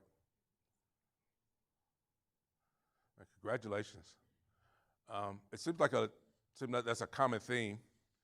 Kind of throughout the room is just doing something you're not comfortable with, or just doing something that may cause you, a little bit of fear or trepidation, and that's understandable. Um, but you know what? You know what I realized too at this age, this is a great age and a great time where you can try new things because if you fail, the consequences are way less minimal than when you get to my age. You're 52, and you try to do something different. That it, it, it, it it's more of a it can be more of a detriment to you. So you guys are at an age where you can. Boy, I tell you what, we have a world that really needs people that are willing to go out and do something that they're not comfortable with doing, right? We need people to speak up in areas that not a lot of people are speaking up in. There's so many things that need to change, in our society, and I don't want to get into all the politics and all the stuff that's going on, but you guys see it, hear it. You guys know there's a lot of things that need to be fixed, right? We need to fix kind of just what's broken, and you guys are going to be the ones to help fix that. You guys, with your character, with your bravery, with your ability to face fears and push through them, through adversity, and persevere and discover, come up with new ideas and new pathways and new innovation. You guys are going to be the ones that sort of change the world that we live in, and we need we need a real shot in the arm of people around with good character, for sure. And so, I know I'm looking at a bunch of faces that are guys that are going to be people that are going to be changing the world. Maybe got time for maybe a couple more comments. Maybe some people, again, what are some things that you think your team would say you need to grow in or you're weak in?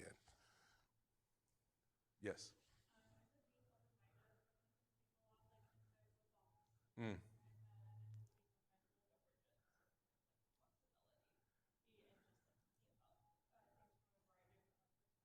Right, right. Yeah. Again, got to kind of just speaks to what I was just talking about. Yeah, got to think outside the box, see other people's perspective. Man, that's the way you're going to grow. That's the way things are going to change. Anybody else? Yes.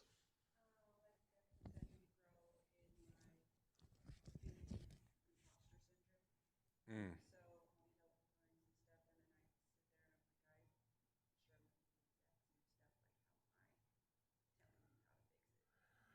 Mm. That hits close to home, right? The imposter syndrome, right? You can't. And I used to have a phrase to tell me, you can't give somebody what you don't have. And so, just try to be authentic, and that's what. And I know this is I know this generation. You guys are on the phone. You're on social media and all that kind of stuff. And it's really easy to kind of pretend to be something that you're not, or even in real life. But to really be authentic, to be the real version of who you are, And I would say, let your actions really match your values in life, right? And there's obviously you're giving back in a way that you feel like you had some trauma in some areas, and so I'm sure that's probably therapeutic for you. But boy, I'm sure that's something that really brings you a lot of joy, and a lot of comfort.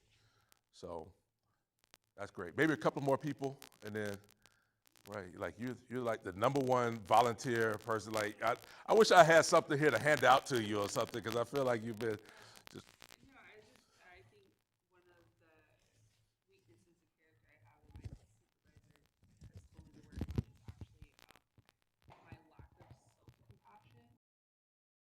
Yes, I should try new things, but with that, I also need to have compassion for myself Mm-hmm. when I realize that this is outside of my ability, or like I can't step into this new zone, and it's okay, and I need to be okay with not being okay, and Right. having that self-kindness. Yep. Yep.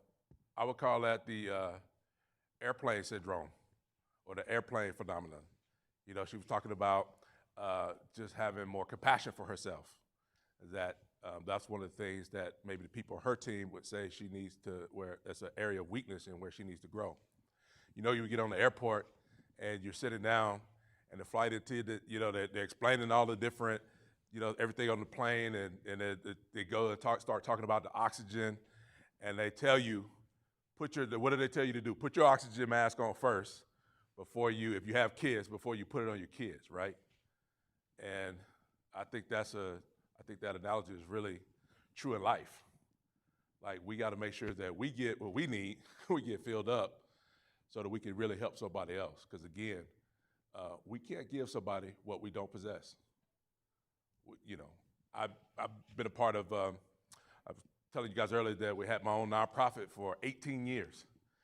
And so that's 18 years of fundraising. That's 18 years of, going into schools. That's 18 years of being around young people and doing camps and all of these things. And it can get tiring.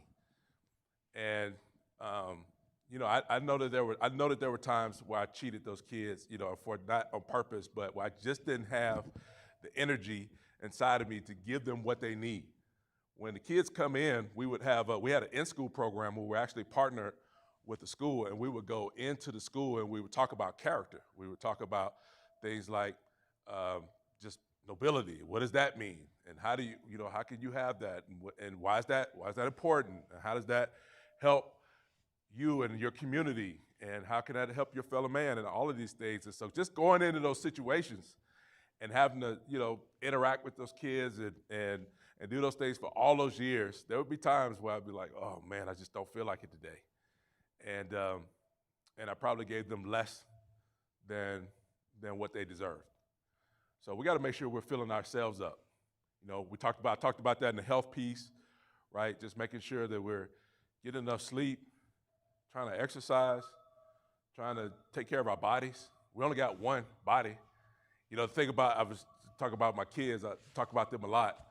One of the things that we're going through with them is that, man, we spent thousands of dollars now on their teeth, on their dental stuff. Like they just, over the years, they drink all these sugary drinks, and then their teeth are they got cavities all over the place, and they got to get root canal, and they got to get wisdom teeth. I was like, man, you guys got to start taking care of your teeth. That's all you got to do. Please just take care of your teeth because you are costing us a lot of money. But just take care of yourself. You gotta be able to take care of yourself, And when you guys leave out of this room and you guys go back to your lives and your teams and what you're a part of, I hope that's something that you heard loud and clear here. Like really, self-care.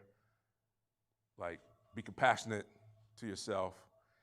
You can't give somebody something else that you don't possess. And I know everybody, you wouldn't be sitting in these seats on a Saturday afternoon if you didn't want to do something great in your life. You didn't want to serve other people and be a great leader in this community. And so I applaud all of you guys for all of that. And I wish you the very best luck. I think my time is about up here. So I wanted to let you guys know, though, I will be around. I know that there's some other classes and things going on. I will be around until, I think, 4 o'clock or 4:30, Brian. You guys are giving out the iPad? Yeah, so nobody better not go home. If you want the iPad, you better stick around here. But I'm going to stick around and sign autographs, take pictures, any of that kind of stuff.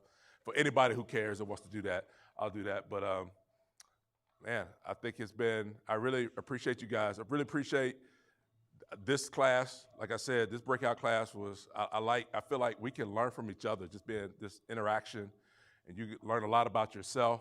You learn a lot about each other. And you can learn from each other. And I feel like hopefully that'll help you be something to help you be successful moving forward in your life. So thank you, and go Cougs. Oh, yes. Oh, I'm sorry, yes.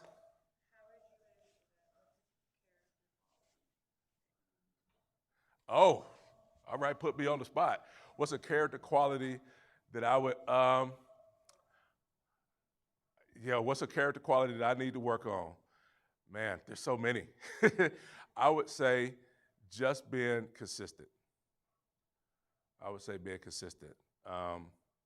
I've been kind of up and down a little bit. I could, be in and out.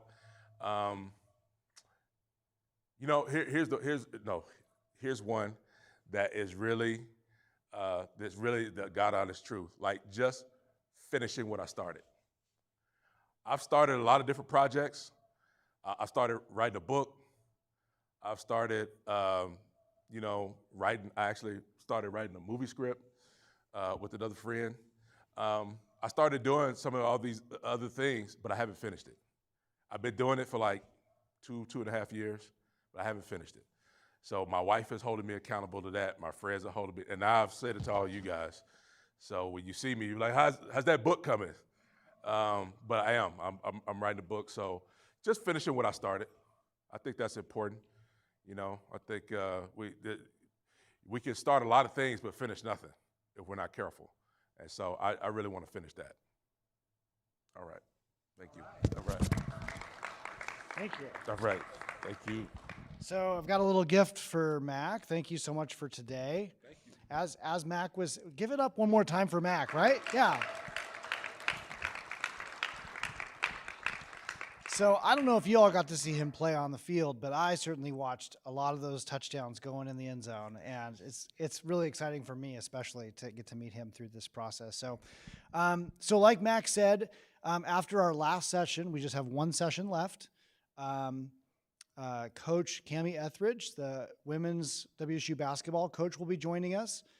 Because you're here with me, you'll get a little heads up on what's going on. So she was planning to be here in person, and there was a last minute recruitment trip that she had to go on. And so she's like in Sweden or Switzerland or something like that.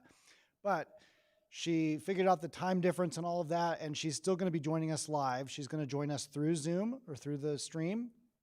But she's also has one of her star players who's actually going to come and speak with us as well. Eula Matega? I will look at her name and say it right next time. But she's going to say a few words, and then she'll be able to introduce Coach Etheridge. So we've got about a 15-minute break. That will start at 3:40. That'll be our last little piece. And then as Mac said, he's offered up to do some autographs and things for anybody that's interested as we follow and close that. So take a little break. If you saw the schedule, I'll apologize to you all now. I flubbed the Ferdinand Grabbers, which was my plan to have for this last little break. So I don't have those for you all. So I'm going to have to figure out how to owe you all a grabber. But take a little break, go for a little walk. We'll get going again in here at 3:40. So thank you all.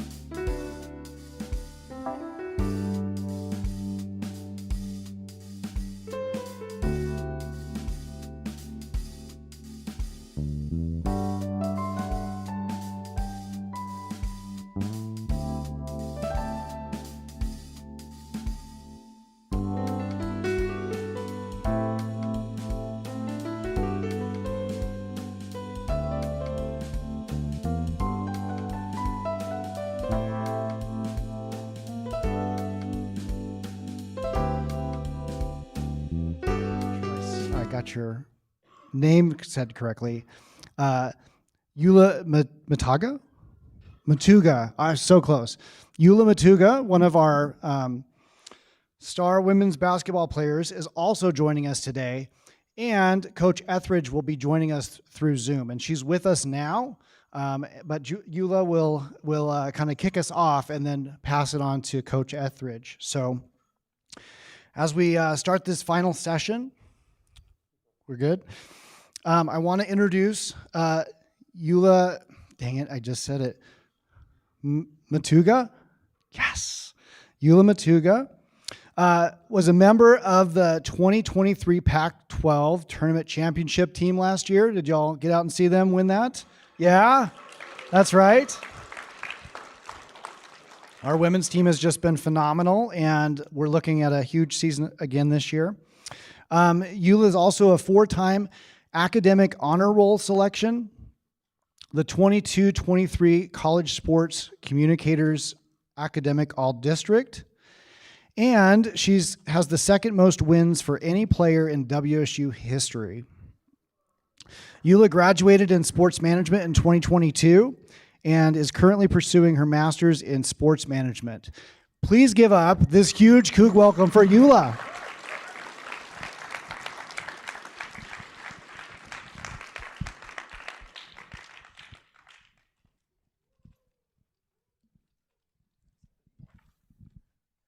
Oh, sweet. All right. First of all, thank you for having me. This is a huge honor for me to be able to stand in front of you guys and I guess express a bit about my story. Bear with me. I'm really bad at public speaking, so this is I'm shaking a bit. You probably notice I sound funny. I'm sick. So, yeah. No, and I'm from Australia. So, and yeah, I got a bit of an accent. But yeah. So Coach E kind of threw me in the deep end here and told me that she was leaving to Germany and Sweden for a couple days. So I sort of got thrown to present in front of you guys, and I didn't know what I was presenting, I guess, at or who I would be presenting to. So I'm dressed a bit like serious because I thought it was going to be older people. So if I knew it was younger people, I would have just wore some sweats and a hoodie or something. But yeah, no, thank you again for having me. This is awesome. I guess I'm here to just talk about my experience in terms of playing for her at WSU. And I had a really, I guess, unique path. I don't know if you all know about Coach Cami Etheridge, but she is probably one of the most decorated players to ever touch a basketball. She played at the University of Texas at Austin, and she was, I guess, they won the first ever undefeated national championship. She, in her 4-year career at Texas, only lost 9 games, which is a lot. Which is a little. And then I think you compare that to me, my freshman year, unfortunately, I only won 9 games. So yeah, woo, go Cougs. I think she was able to go to the Olympics, played for the US at the 88 Olympics in Seoul, Korea.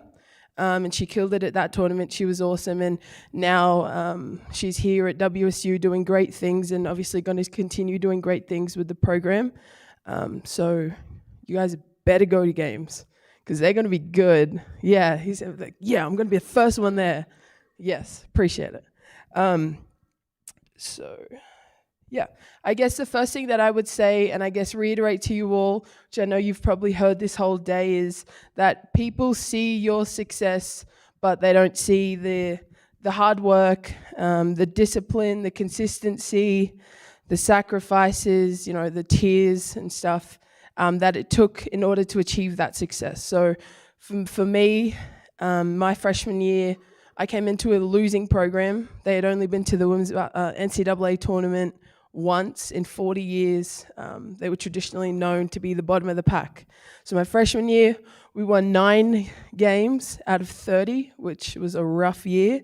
My sophomore year, we went on to win 11, which was a bit better, but still, obviously not great. My junior year, we won 12 games, which still kind of sucked, but we were getting better, so we were looking forward to the next one. And then my senior year, we got 19 wins, so we reached that 500 mark. And then obviously my 5th year last year, we were able to reach 23 wins and obviously beat, what are they called? The Bruins? UCLA, whoever that is. Yeah. We were fortunate enough to beat them in the tournament grand final in Vegas, and that was huge. I mean, if you know my team, we were a bunch of international kids. I think we had 3 Americans and 10 internationals, and about 6 of the internationals barely spoke English when they got here, which was a struggle. But, we all spoke the language of basketball, and eventually it paid off in the sense that we were able to come out and beat everyone at the tournament, and it was great. greatest week of my life by far. But in terms of my commitment story, so I visited Coach E at, where was she? Northern Colorado, in Greeley, Colorado, if anyone knows where that is. I took a visit there and I was like, all right, this is it. I'm sold. I love what she's about. I love who she is as a person, who she is as a leader, what she wants to do. Let's do it. And then on the last day of the visit, we went to breakfast and she goes, oh, joke's on you, I'm actually going to WSU, but you can come here if you want, or else you can come with me to Washington State. And I was like, oh, weird, but all right. So I caught that trip home. It was about a 15-hour flight back to Australia, and that whole flight I was really just talking to my parents and thinking about, I guess, what I want to do in terms of college. And I was like to my parents, this lady is like, this is her. You know how people are like, he's him, Timothy, what else do they have? Himmy Neutron. She's Hermione, bro. Yeah, you see what I did there? She is her, like who she is as a lady outside of basketball. She cares about all of her players as people before athletes. And I was like, all right, let's do it. Washington State. So I go home and I'm like to my parents, we'll go to Washington State, whatever, do 4 years there. I know Coach E is serious about what she wants to do and what she can do over there. So signing day comes, sign my piece of paper, whatever. Then I finally come out on a visit here. I get off the plane and I'm like, what the heck? It was a different word other than heck, but I was like, what the freaking, what? Like, me being a kid in Australia, I grew up, obviously, you know, you watch movies and you see America and you think like big city lights, like the Hollywood sign, New York, and I get here and there's nothing but wheat fields. Like everywhere you look is just wheat fields. And I was like, oh, can I go back home? I'm kidding, I didn't say that. But yeah, that was a big eye-opener for me, being, I guess, oblivious to the fact that whatever you see on TV is not real life. So I learnt my lesson, but I loved it here. My first year, obviously, we didn't have that much success, but having, I guess, the coaches pitch their vision to us players, it was really hard in the start, obviously, because when you're not winning, nothing's good. Like anyone play sport here in high school? Yeah, life's great when you're winning, right? When you're losing, oh my goodness. Yeah, it's not good. But yeah, so her vision, I guess, for us is what kept us going from 9 wins to 11 to 12 to 19 to 23, was that we had 5 pillars, I guess Cougar core values, which were, I forgot them, and she's probably listening to me like, what the heck, you forgot them? Okay, they were respect, trust, accountability, and toughness. So we based everything that we did on those 5 pillars. Even though we may have been losing games, we knew that everything that we did and what we stood for came back to those 5 values of respect, trust, competition, accountability, and toughness. Yeah, I don't actually know where I was going with that, but anyways, yeah, so mind blank. So yeah, we basically had those 5 pillars, and I think that is what eventually, as I progressed from my freshman year to my sophomore year to junior year, senior, and super senior year, is that every time I got older and we had, I guess, younger kids coming in as freshmen, that is what my job was, to reiterate our 5 values in the sense that this is what I knew was going to get us success in the future. And so having the responsibility of teaching that to the younger kids is something that I took upon myself to be really bought into, in the sense that it wasn't so much Coach E's job to push that. She did a really good job of teaching me and, I guess, educating the other people that came in my year of how to lead a team and how to grow the culture, how to achieve what we wanted to achieve in the future. And eventually it worked out really well. I mean, we went from, like I said, 9 wins, bottom of the pack, to eventually being Pac-12 champs. And I know that the group coming in this year are really good. Obviously everyone's good, but if, I guess you all know, if you're coming to Pullman, there's really one reason or 2 reasons you're coming. It's for me personally, it's either if you have a connection to WSU, or you have a program and you're like, this is what I want to do, or my friends are going, so I'm going to go. Or on the other hand, it's, I love my coaches, I'm bought into what they're about, I know what I want to get out of this, and they can help me. And so that's eventually the path that I took. And yeah, that's my story. Cool. Thanks. I don't know how to get this. Am I supposed to turn it on? Oh, she's... Coachy, are you there? I'm here. Ah, hey girl. Hi, great job. Thanks. Thanks for helping me out here. I didn't say anything bad about you. It was all good stuff. It was awesome. It was awesome. I'm going to talk about you a little bit too, but I really appreciate you filling in, and you look great. Way to dress up.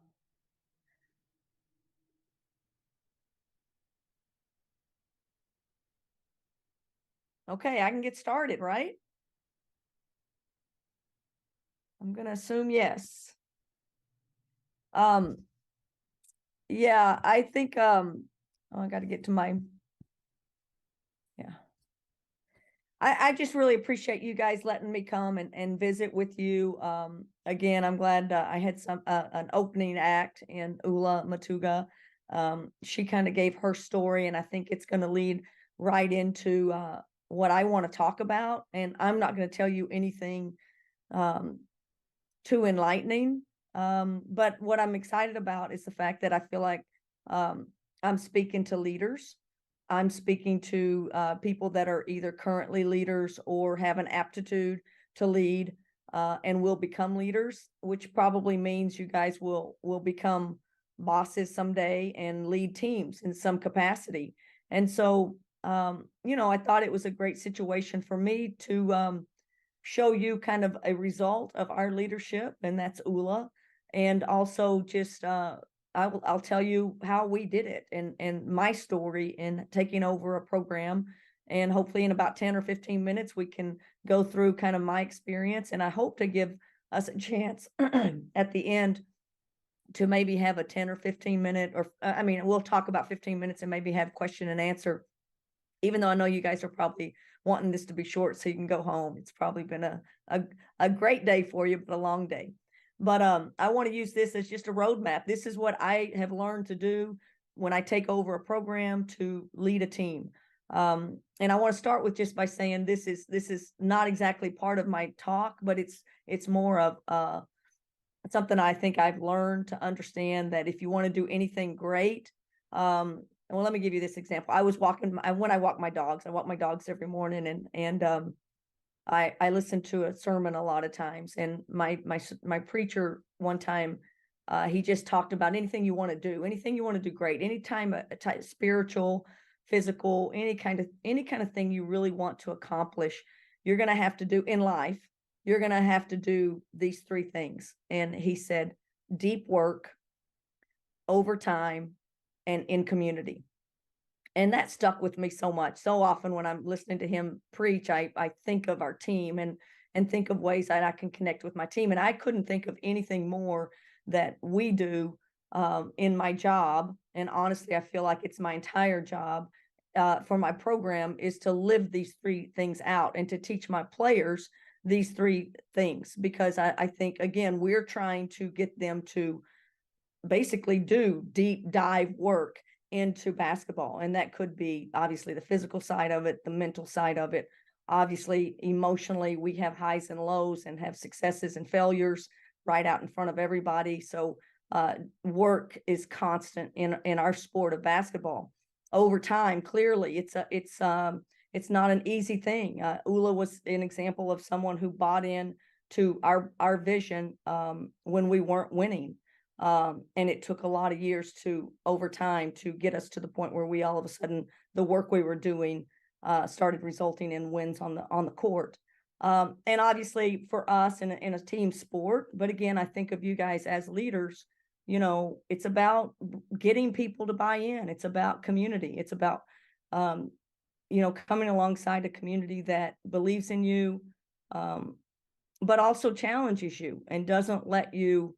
You can pick any kind of community, you know, in life. You can pick people that keep you average. You can keep people that bring you down and make you worse. And obviously, you can pick people who get the best out of you and expect the most out of you and want good for you. And that's the kind of healthy community that we're striving for. So that's kind of what we, you know, I keep that in mind now that as I've gotten to be 100 years old, and understand that pretty much anything I'm doing in my life, I feel like those are, if I want change, if I want results, those are the things that I've got to keep in mind. So keep that in mind as I go through this whole thing, because it all kind of comes back to, again, what I would tell you is when I took over this job, we were bad. The NCAA had been in existence for about 40 years, and Washington State at the time had only been to one NCAA tournament. So it had a tradition of pretty much losing or mediocrity. And so it was real important. In fact, I would say that I got hired to fix a broken program. So that was kind of the hard part. I think people would have said that there's probably about 70 Power 5 jobs across the country.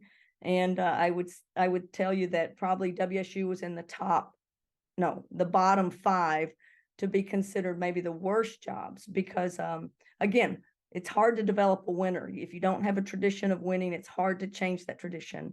We were in one of the best women's basketball leagues in the country. So we were pretty much 12th, 10th, 11th, 12th. So it's hard to leapfrog really great programs. We had a bad locker room and complaining, quitters, bad communicators, cliques, people that didn't get along, a lot of dysfunction in the locker room, didn't have much structure, lacked discipline. Team GPA was bad just for lack of structure. Work ethic was inconsistent, no accountability to one another.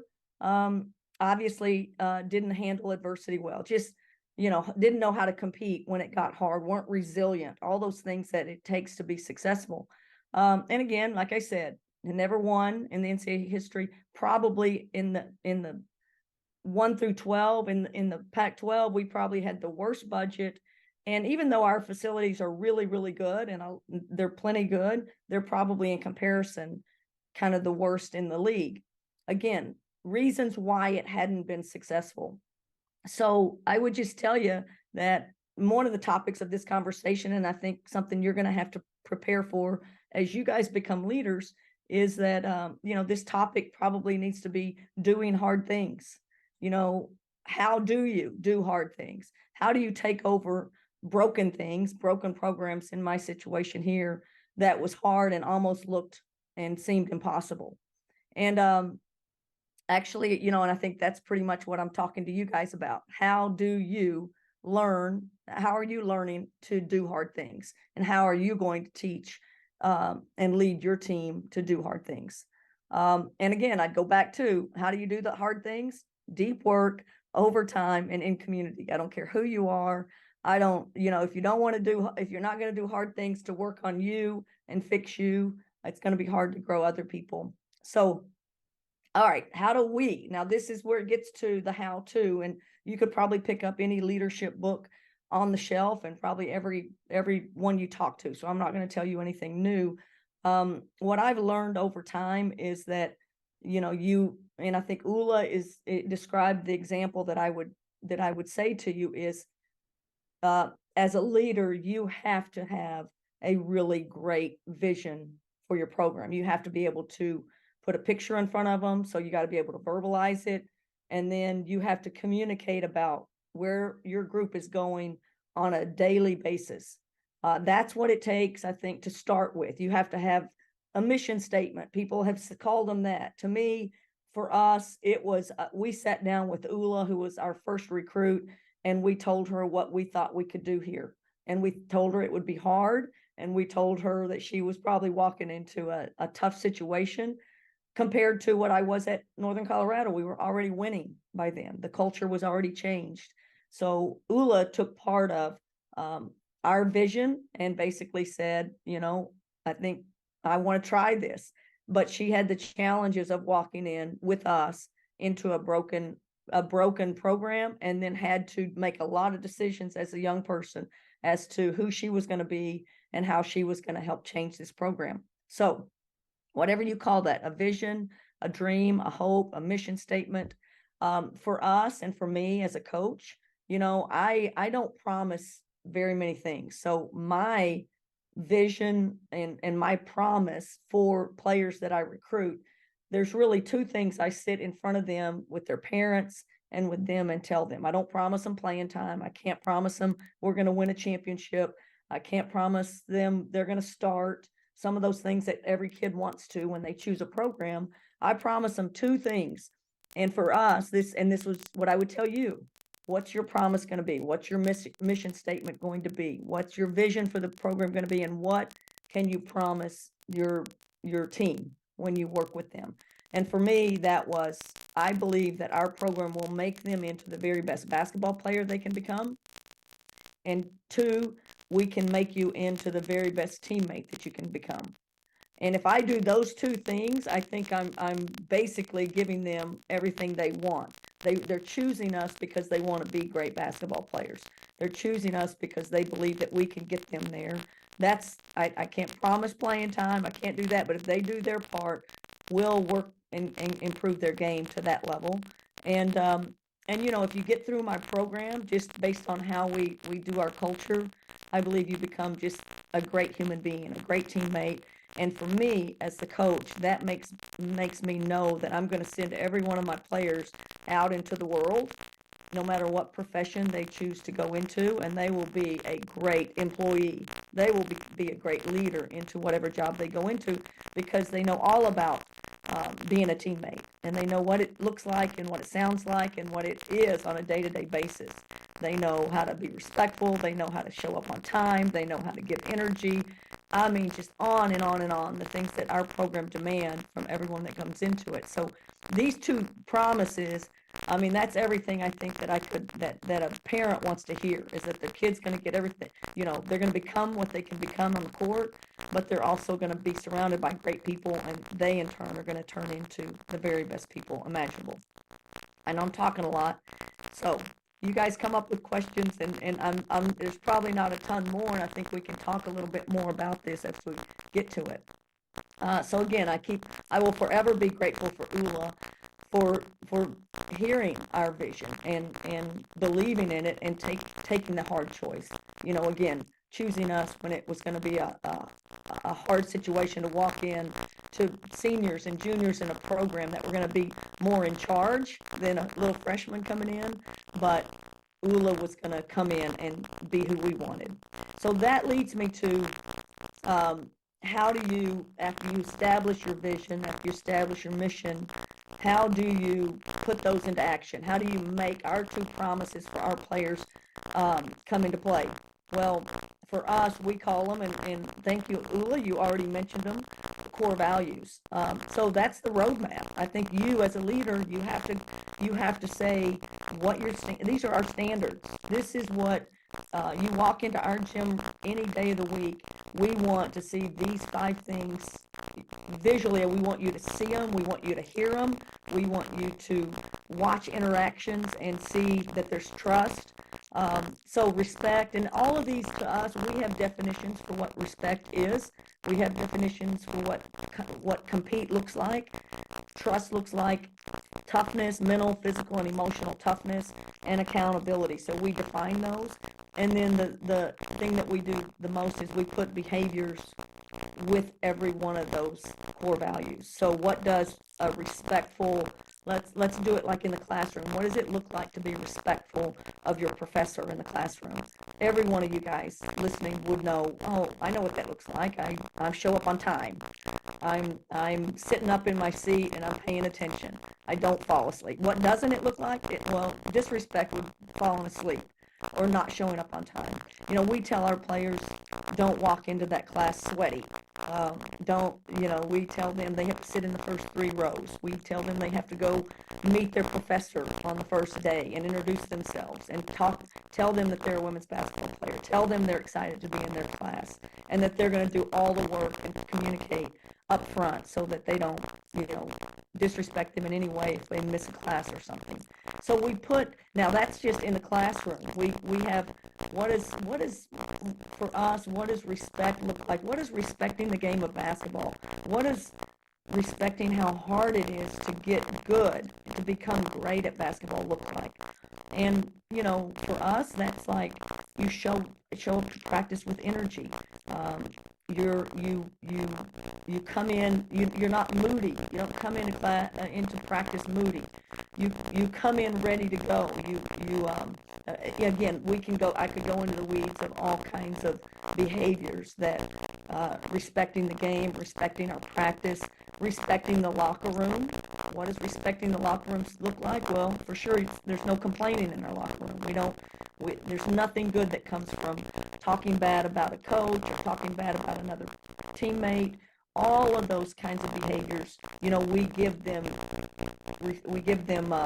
behaviors, and we also basically can say if a kid isn't doing something. I could have a kid, those first couple of years, I had a kid that just would roll her eyes at me if I'd say something, and just would shrug her shoulders and be like, whatever, and so we would butt heads, and it would be like, that's not what it looks like to be respectful. Again, we can, very disrespect looks like, so we do both sides of it. We show you behaviors that are respectful and that are disrespectful. We do the same with what does it look like to compete, and then certainly what does it look like to basically quit. And we basically, our standard is, don't you ever quit on a play. Don't you ever stop playing before the whistle. Don't you ever give up, and so we put behaviors on that. Trust is a big one. I mean, we're in a relational world. I have to earn my players' trust. I have to be trustworthy. They need to be trustworthy. I want them to believe that everything I'm doing is for their benefit, even if that means coaching them hard, that we have built-in trust that they understand. They may not understand it at the time, but they know everything I'm doing is to try to get the best out of them. I want the trust from them. If they tell me they're going to class, I want to be able to trust them. So the integrity part of keeping your word, is a big thing. Now, trust isn't something that can be forced on it. It's got to be built over time. And we want to prove our trust over time. So that's something that we got to work at. In fact, all of these are things you got to work out every single day. And I want to get to my last point on this here in a second, but you can understand it. Toughness, we added toughness in maybe our third year, just because we felt like a lot of times we lost games because we had emotional, inconsistencies and didn't have that mental toughness to overcome. And this is another word for resiliency. So we added toughness in this area. Again, define it, try to achieve it, try to become it. And then the last one, I don't think any of us love being held accountable, but it goes back to, if a player walks into our program and says they want to be great, then then that's the music to my ears, because at that point I can go, okay, I want to help you be great. And let's hold each other accountable to make sure that you become as good as you possibly can in this thing. So again, those are big things for me. I believe every leader, every one of you in your role as a leader, you've got to come up with these things that are going to be you, and what this is basically our standard of behavior, of what we expect every single day when we walk into the gym. Now, lastly, in those things, you can tell these are character traits. These aren't, clearly we have to recruit talent. We can't bring a player in that has zero talent, but assuming that we bring in good basketball players, every one of these things, if you're the best player in the gym, this doesn't mean you're great at these 5 things. You have to work on these things as much as someone that's not as good. So I love that. It's an equalizer. Like some of the people that bought into our program, Ula's teammates, Mick Jones and Sheer Levy, they came in and they literally came in, bought in, were all of these things. And like all of these things, they were so good and so solid in these areas. And all of a sudden, freshmen started playing ahead of them. and they didn't, they played their first couple of years more than they played their junior and senior year. And again, that had to be emotionally so hard for those players because they were so rooted in our core values and so much believed in our program and wanted us to win.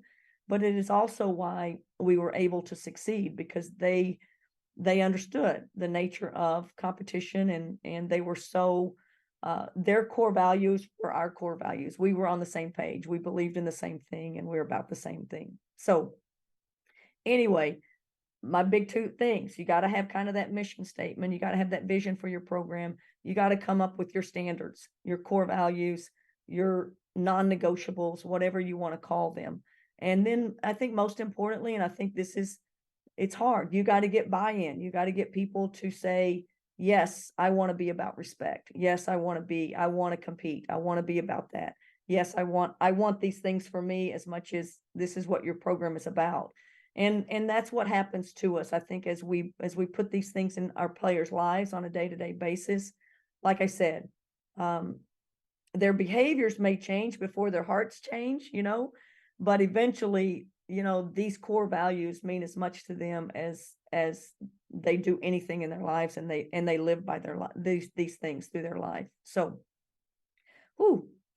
that's a lot of talking. All right, so let me just again, I want to say one more thing in that these core values, we're all trying to achieve more of them on a day-to-day basis. I never just have complete and total accountability, therefore I'm done growing in that area. I'm constantly trying to become more accountable in my life to people. I'm constantly trying to be more trustworthy and build relationships that represent trust. So you never just get these. It's a constant continuum of trying to get better at these things. That's why I think anyone can do it. You don't have to have talent to do this. You just have to have, a commitment and a standard of living.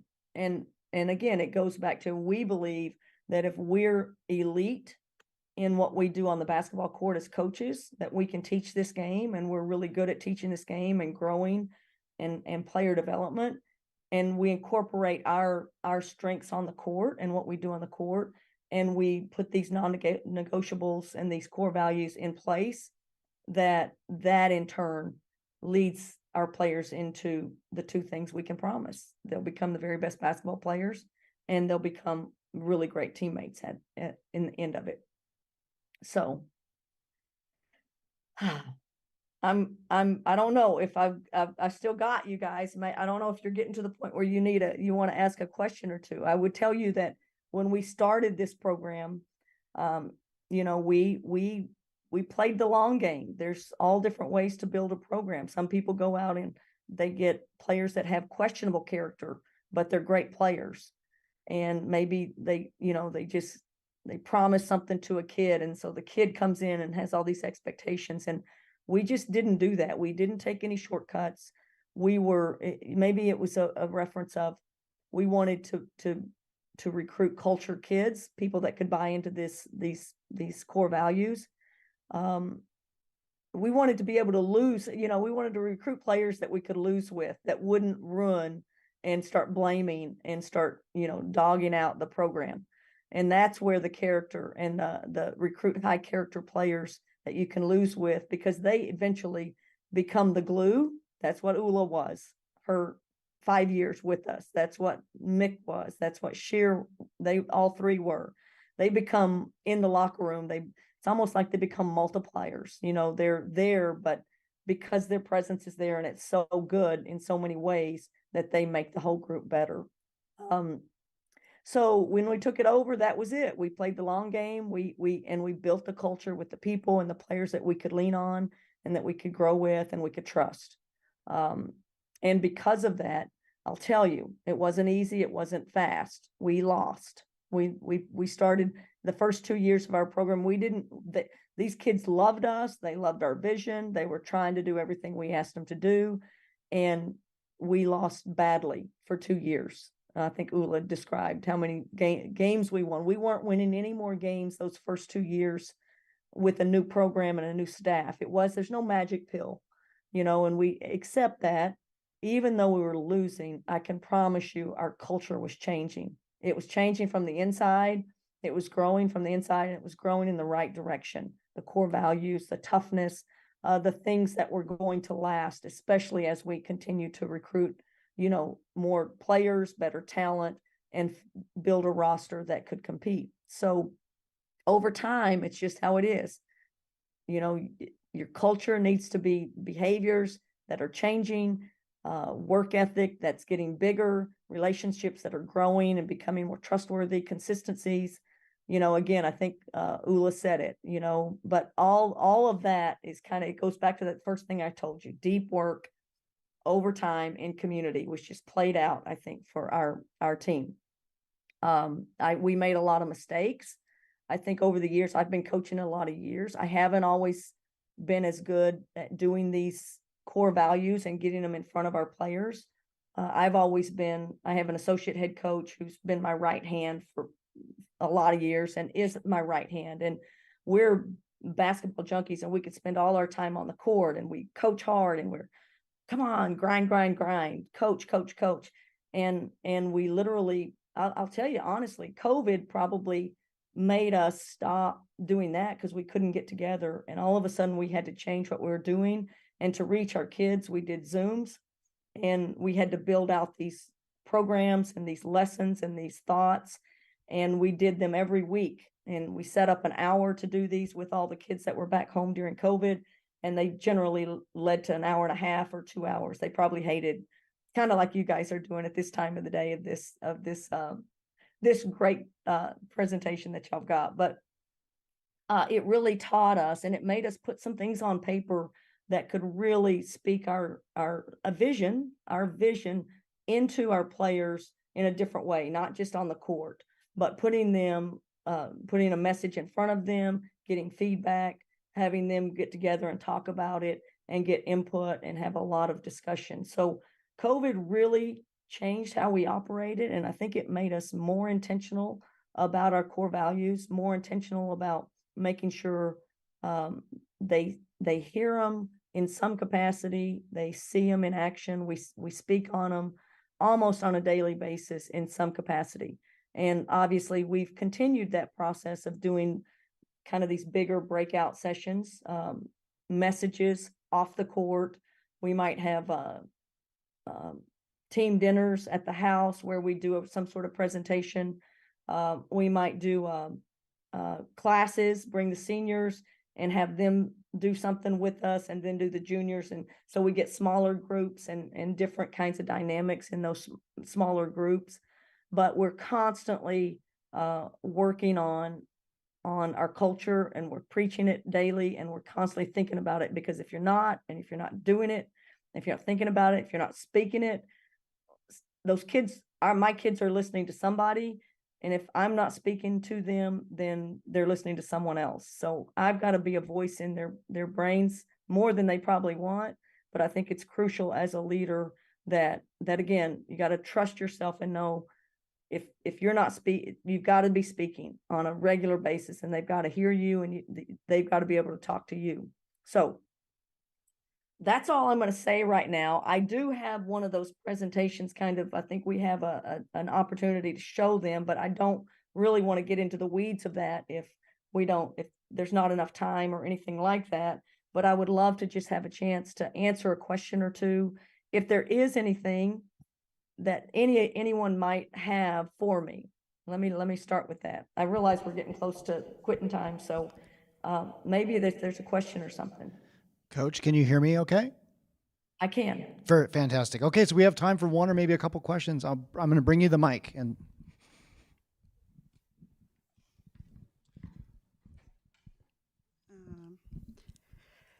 as a leader teaching individuals coming from different backgrounds and cultures who may need a different type of leadership and coaching style, do you think it's more so important as a leader and a coach to give your teammates or anybody in like a work environment the skills to adapt and learn from your leadership and coaching style? Or do you think it's better to try and adjust yourself to meet their needs and what the type of communication style they need?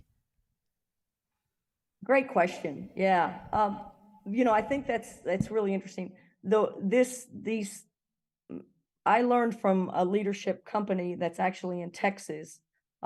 It's called Capturing Kids' Hearts. They actually teach I don't know if any of you guys did that in Texas. They're all over the United States, and they actually have classrooms and classes in high schools and I learned this from their company, and their people kind of coach me. And they call this a social contract. So that's kind of when I told you that mission statement and that vision and those core values, we tend to try to make those our contract with our kids.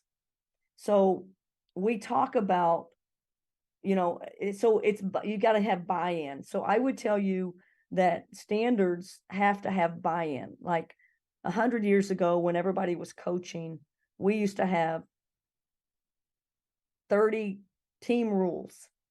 And don't do this. If you get caught doing this, you're off the team. If you do this, you're off the team. If you do this, it's a punishment. If you do this, and it was like you could everybody got that sheet of paper and they realized the do's and don'ts of what you can do.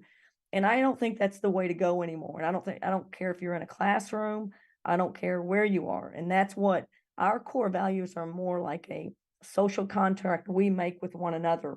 I'm working on myself in those core values as much as the players are working on in themselves. And honestly, those core values are our team rules. So I don't want to change as a coach. Like if someone comes in now, I will tell you this. I've had players who have come into my program that have never I mean, most kids do not like to get yelled at. It hurts their heart. And I know as a coach, I can really hurt somebody by being too hard on them or saying something, too hard. And I do have to tone that down. But the only way that I can do that and communicate is I gotta, as much as I coach hard or raise my voice, I gotta get them in a room and I gotta talk to them and I gotta tell them, you're awesome, you're doing great, you're doing everything I want you to do. Don't worry. My tone sometimes is about urgency and not, I'm yelling at you. I'm actually telling the whole team, listen, this could be you next. So this message is for everybody in the gym. So I do think you have to kind of adjust your coaching or your teaching or your leadership skills, but I'm not good at wildly adjusting them. What I will be is real transparent with my team and go, this is the standard. If you quit on this team, if you quit in a play, you're probably going to have to go ride the bike, and the bike is kind of a punishment, even though it helps us if you get good on the bike. So it's a good punishment, but you have to say you can't stay on the court if you do certain things. There has to be some non-negotiables, but they have to be mutual. The buy-in has to be mutual so that it's not just my rules and that's why you're doing something. So that's where that social contract of our standards are actually something that the team agrees with. So, it's not shocking when I say something to a team member if someone's been disrespectful to our program, if they skipped class. Believe me, that's something I can say to the group, and the group will be mad at anyone that skips class, because that's a mutual thing that we've agreed to, that we don't skip class. I mean, that's an example of your standards have to be things that the team believes in as much as, and yes, individuals will slip up in that, and we'll adjust, and we'll fix people, and we'll change people when they do those things. And some people will have some consequences for breaking some of those standards, but it's never, generally, we don't ever get anything that's so broken we can't fix. But it's if you get the buy-in, then I think you can coach people kind of the same way with some little nuances. But for me, I'm pretty much who I am, and I'm not good at changing too much. But I also have really good relationships with my kids, so that I can communicate everything that I'm thinking, so they know where I'm coming from at all times. Trust, that's that trust piece. If they trust you, then you can, I think, be pretty honest with them. And that's what they want. My players, they appreciate, if anything, they appreciate my transparency and that I'm pretty honest, and they know what I'm not playing any mind games. I am who I am, and I'm speaking it to them, and they don't have to guess. Thank you, Coach. I know there's more questions, and I know that it's also been a very full day. So I'll do one more question. Are you still good for your? Okay. Then I have a third person. So one last question. Thank you, Coach. Here you go. Hi, Coach. Your speech was very inspirational, and throughout kind of what you were saying, it seemed like there was not that much of a huge growth when you first started. But my question is, how did you keep the morale up in the team so that you you were able to reach that big goal from like not being able to observe a really fast high growth. How are you able to maintain the group morale? Yeah. Yes. Especially, I mean, I think that's the point. Like our core values they're not completely attainable. So you're not like getting to the end and holding up a trophy because you've got trust now. But we did depend on those things. I mean, we had to celebrate. We celebrate every win. Winning is hard in sports, college sports. So we celebrate every win. Now we kind of expect to win, but we still try to really celebrate wins, and sometimes they're grimy wins, but it doesn't matter because you're devastated when you do lose as well. Now we were devastated when we lost back then, but we had to celebrate changing in the program, and we had to celebrate people. Just any little thing, you have to find ways to celebrate, and part of that is just growing those culture pieces, doing things in practice. A lot of times, competition is one of our core values, but it's not always about the score on the scoreboard. Sometimes it's just we had better numbers in a drill than we've ever had in our life, so we keep count of every drill and our end number. So we're trying to achieve on a day-to-day basis a better number than we did yesterday. Competition isn't me beating someone, it's me being better than I was yesterday. So we put standards in place that maybe the world didn't see our wins, but our day-to-day in the gym and in building the program, we saw a lot of wins because players were getting better. Our team was getting better in certain ways, and we were getting closer to winning. I mean, we had a lot of games in those early couple of years that it was like we had every chance to win, but we didn't, which was was a reason. There's a reason why we weren't winning. We weren't quite built right yet. So sometimes you just have to, it's not what the world sees as wins. You have to have wins built up and in place so that your team, your group knows whether, and our point is we'll never achieve winning on the scoreboard if we don't make these things right, if we don't have our core values in place and we aren't getting better in all these 5 things. So we're now to a point where we're pretty solid at a lot of those things, and we're thankful and grateful that it's showing up on the scoreboard and we're able to compete and win a lot of basketball games too. Help me give a huge kook thank you to Coach Etheridge. Hey, I'm telling you before I leave, I need you guys. I need students at our games. That's your job, and I will help any of you anytime, but you got to keep coming to our games, and please, we need you guys to support us every way possible, and we'll do you as well, anything I can do. Thank you, Coach Etheridge. If you haven't been to one of our women's games, you truly have to go now. You've now got some of the fabric and the behind the scenes, all the foundation of what's gone into what is truly a remarkable program by a remarkable coach. We're so lucky to have Coach Etheridge leading our women on the court. So thank you, Coach. Thanks. Go Cougs, guys. Thank you.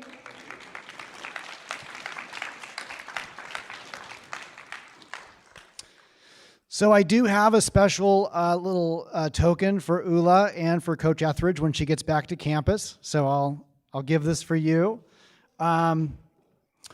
We're really thankful for all of our speakers and presenters that have been here today. And I know that many of you are waiting to see who's going to win this iPad Air. So thank you for sticking with us all day. So some student, this is a must be present to win thing. I just need to make sure I've got our online folks. included. So let me just check real quick. I think we have one student. Emmy, you're in the running here. So what I'm going to do is I've got a random number generator. So everybody who swiped in and that we put into the event today is eligible to win. So we're going from number 2 to 103. So you've got like a 1 in 100 chance of winning this iPad Air today. So the number is 65. Let's see. Number 65. Yeah, a little drum roll. Destiny Wu. Destiny Wu, are you still with us here? Oh, your odds just went up. Your odds just went up. We're going to draw it again, okay? If you know Destiny, you should let her know that she would have won. The